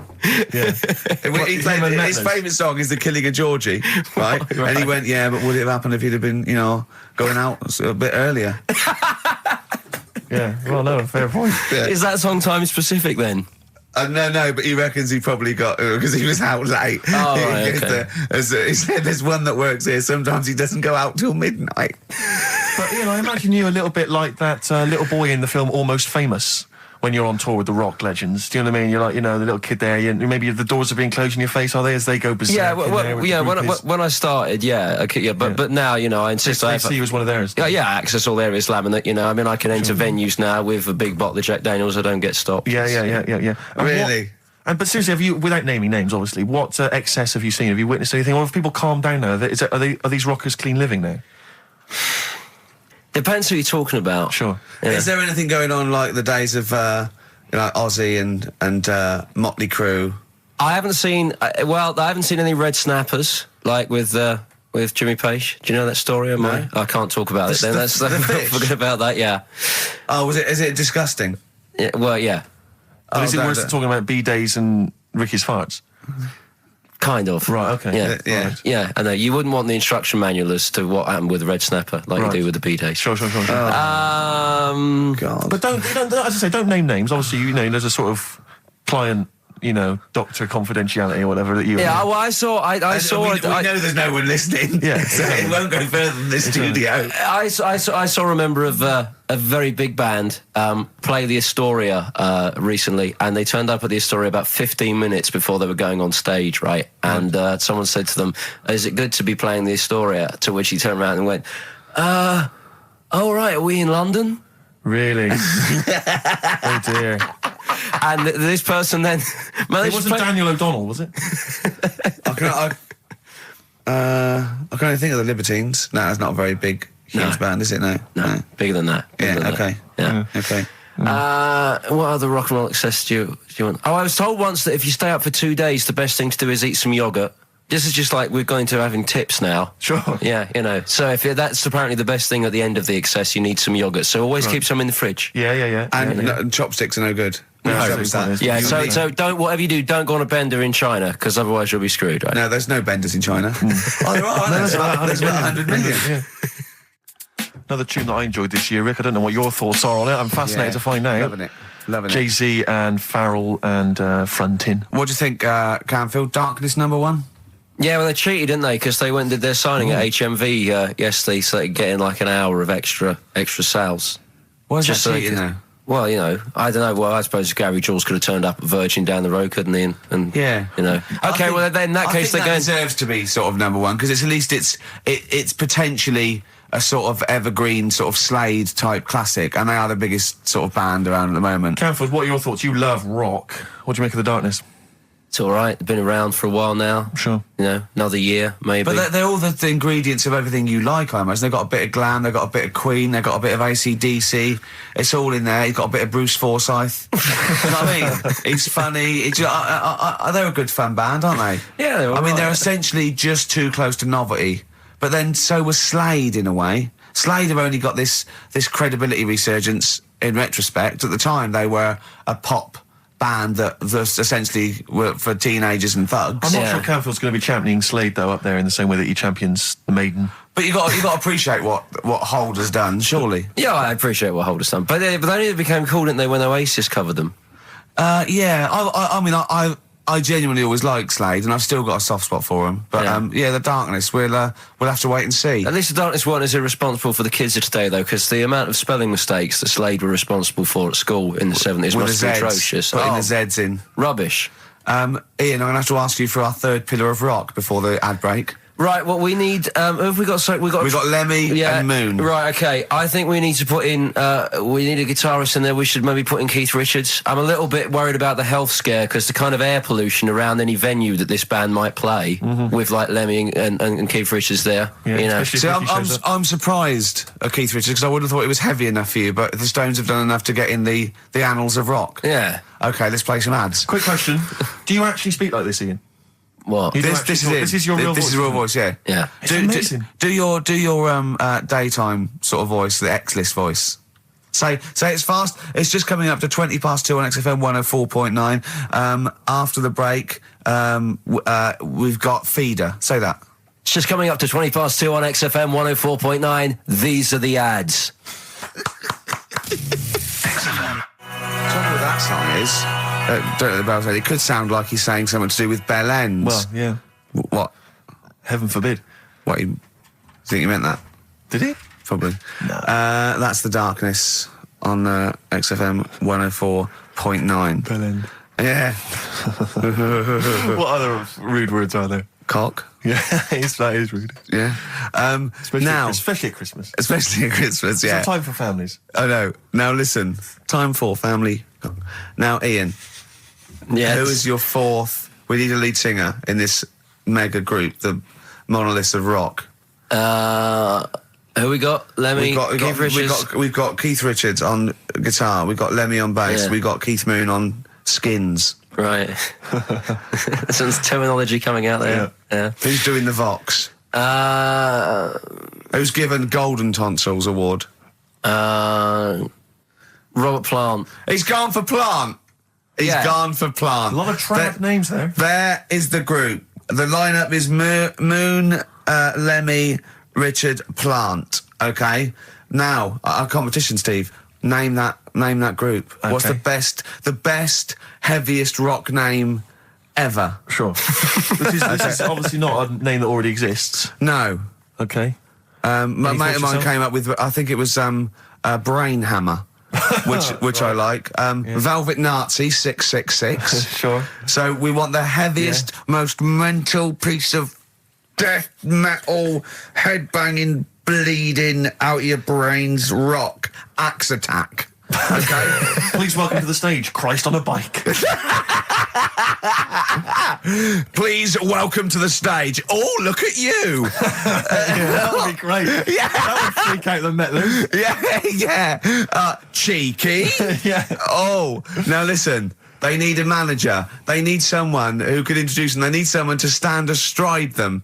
Who is the leader now? Who is the king of all that rocks? Well, it's obviously Tommy Vance, isn't it?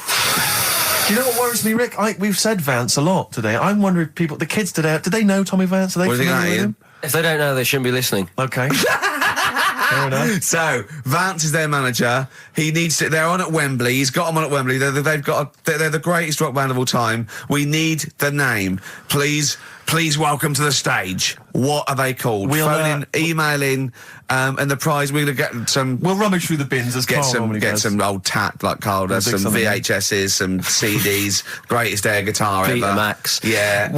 Do we need to give out the numbers and Well, stuff? they can email, Don't get can't them they? to phone in. You don't want to talk to me, and seriously. No, you know when what's his name says to Agent Starling as she's going to meet Hannibal, don't let him inside your head. Yeah. Don't talk to the listeners, Ian. Exactly, it's very much the same Please thing. I'm a bit concerned that my email's going to be besieged by people sending you links to how to clean out the B-Day. Well, that's all right. The week. But Nature what's of the the most mental, head bleeding, banging brain hammer operation this band can be called? Call in. Rick, because it always amuses me. I know it's cruel to put you on the spot, but some of your former band names have always amused me. Well, the worst. The worst one. Right, I'll just leave this. Ricky's had a number of bands over the years. What was the worst one? Ready? Get ready to play that record because I don't want any aftermath. No, hang on, before you tell me, what was the one? Because these pictures of you, like when you're a new romantic, keep on being published. That was Shauna dancing. Yeah, but someone... That's pretty bad. But someone told me, they were like, oh, ask him about when he tried to be Bon Jovi. Can you imagine such a thing? I know the name you're thinking of. Right, here we go. Play the record. Immediately I say this. Ready? For Sacred Hearts. Play a record. Blur on XFM 104.9. I forget the name of that track, but it's good. Good song. Thanks very much. Oh, good song. Yeah. Oh, right. I just thought you were complimenting giving me. his opinion. Right, Yeah. go on. The what? Are we still on the air? Yeah. What are we doing? Merry Christmas. We got someone on the line. Oh, right. He's here. Who's that? Ricky, Yeah, go on. it's Jonathan. How are you? Good. It's only TV's Jonathan Ross. Ross, turn your radio down, you idiot. I'm here. I like to. I haven't got a radio on. What are you talking about? We can hear the feedback. Well, I haven't got it. It's not my fault. It's your incompetent radio station. And also, didn't you hear? We said don't call him. We don't want to speak to the listeners. I'm not a listener. I'm a visitor to your shores. I'm special. You know that full well. I know you're special, right? Yeah, exactly. What have you got a name for the band? Yeah, you ready? Yeah. Blump. B-L-U-M-P. I tell you for what, you can't have a normal word. If it's the monolith band of all time, if it's the big, you can't have a regular word. It doesn't make sense. How can you have a regular word? All these ideas you've come up with are rubbish. You need a word which only stands for that one thing. No one's heard it before. No one will use it again. Blump. I can't help but feel that that's a more appropriate name for maybe one of Ricky's bands. Yeah.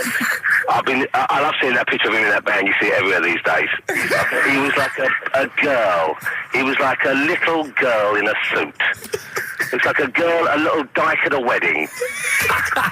What was that? That's got to be the kettle calling the pot black, surely. I've always looked nothing but 100% heterosexual. We're not sure about. There's not anything wrong with it. I know that, but look at you. I actually had to get that in. There's not anything wrong with it. I'm Jonathan Ross. Oh dear. I was thinking the other day, right? Oh, yeah? The Comedy Awards. Yes, sir. You didn't have to say some awful things about poor celebrities, poor has-been celebrities with coke addictions and fat lips and faces that where surgery's gone wrong and everything. And when they're on the show, they're going, "Oh, you look lovely. Yeah, I'm nice to them. good. Well, I'm nice to them to their face, but obviously when I'm not with them, I like to let my true feelings be known. What's wrong with that? That's how everyone Well, I'll tell you what, you can get anything off your chest you want on this show. Any celebrities you want to talk about? There's no one listening. It's just between me and you. A lot of people listen. They listen to my show, and after they've had a few hours of, good laughs, they like something bland to just cool them down afterwards. So they flip over. We know this happens. Did you mention my DVD on your radio show? You know what? I forgot to mention it. Christ! I meant to mention by the office, but I forgot to mention it. And then I thought afterwards, it's not like he needs the cash, is it? It's not like he needs it. It's not like it is, but he's probably earned more money in a short space. You're like a lottery winner, and you've got about as much taste. You're like one of those burglars who's won the lottery. I am. I'm dressed like an Albanian window cleaner at the moment. Burglar from Reading who won the lottery, and now he's fritting it away on what? I do feel sorry for my neighbours. I've moved into a really nice place. I feel like it's the hillbillies. No, it's nice you've moved in though, because it's nice. It's given them something to sort of talk about behind your back. You've united the whole block. Right, go and play with some Japanese wind-up toys now. I'm going home to play Mario Double Dash with my son. It's going to be a good afternoon. I phoned you once after I finished my show. It's about 5 minutes past 3. Yeah. And I don't mind if I said, how you doing? You went, it's brilliant. You said, this is what you said. You went, everyone's out. Jane's taking the kids out. I've already masturbated twice, and I'm playing with a new Japanese toy. I'm masturbating now.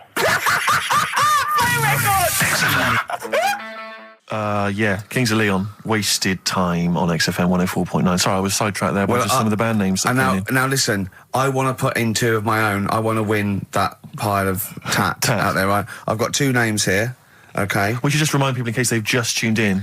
Oh yeah, Ian Canfield has chosen his mega band of all time. He's got Keith Moon on drums, he's got Lemmy on bass, he's got Keith Richard on guitar, he's got, who have you got singing? Robert Plant. Robert Plant, and their manager is Vance, but he needs to announce them at Wembley Arena. They're already sold out. They're at number 1 in the album charts. They're the greatest rock band of all time. And I've got 2 suggestions. Okay. What about this? Please welcome to the stage. Tungsten lung hemorrhage. Yeah, good. Yeah. Please welcome to the stage. God dildo. God dildo, interesting. Nice juxtaposition there of God, the almighty creator, and a dildo. Nice use of some contrasting imagery there. Yeah. Powerful and topical. Tungsten lung hemorrhage. Yeah. We've had a couple also on the email. People didn't really include their names, but who cares? Please welcome to the stage, Balls of Steel. Balls of Steel, yeah. And we've had like Brain Hammer. Yeah. Brain Hammer's good. I Lots like of Brain Hammer. brain-related stuff. Quite liking the idea of tumour fish. Tuna fish, I like. Tuna fish is very good. I like tuna fish. I just wonder if there's one more contender. I don't know who this was, Ian, that phoned in with it, but possibly it's topical. Yeah. Deathly Hem. Yeah. Deathly Hem. It's brilliant. Oh, it's Deathly Hem. Please welcome to the stage, Deathly Hem. It's Deathly Hem. Who's that? We've got to give it to I don't know who that was. Oh, but, well, if you came up with Deathly Hem, email again. Deathly Hem. It's the greatest name for the greatest rock band of all time. Will you please welcome to the stage, Deathly Hem? It's Golden Tonsils. Isn't it? I was going to go see him once at the Camden Underworld about a year ago, and they had this sign up, right, saying that Graham Bonnet, who sang that song, had cancelled, right, and it said, God willing, he'll be performing tomorrow. And just in case you thought he'd cancelled because maybe no one bought any tickets, the doctor's certificate was beneath the cancellation sign. Brilliant. Well, we've sung that a couple of times drunk, haven't we, Ian? At the top of our voice. We have done it. It is the best ever. Yeah, it is. Ben has won whatever you're giving away. Yeah, Ben came up with Deathly Hem. Deathly Hem. Yeah. I mean, if you are in a rock band and you're looking for a name and you think you deserve that name, then, write to us. We want to know that you're really heavy, and Ian Canfield would officially hand over the deeds of the name Bethlehem. Deathly Hem? Deathly Hem, yeah. Deathly Hem. They only play at Christmas. You only play, like, big venues at Christmas, and it's all things about, like, fighting, like, good versus evil, and God versus the devil. And you got to write songs like that, yeah.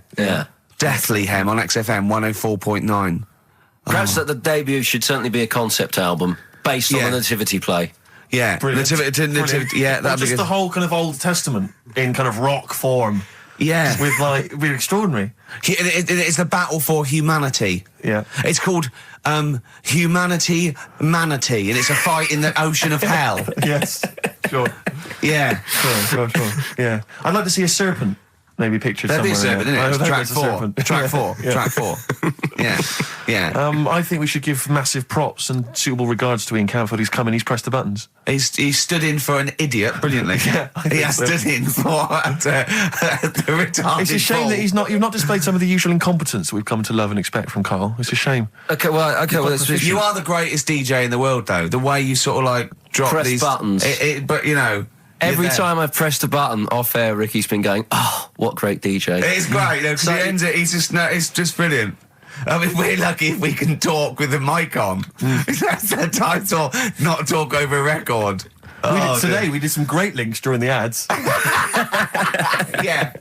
And, of course, Jonathan Ross masturbating live on air. Just looking back at some of the highlights of you this don't get that show. on Capital Gold, do you?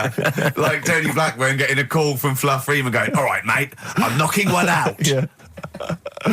Well, have a lovely Christmas. Have a bloody great Christmas, mate. Have a bloody great Christmas. It's the best of next week. Yep. The best of the last few weeks with some tat, you know, Carl's put together. We're Look back in forward to that. January. We're playing some of our favourite songs of the year. I'm looking forward to seeing Pilker's tan and pictures from his holiday. Covered in ash from the beach. Yeah.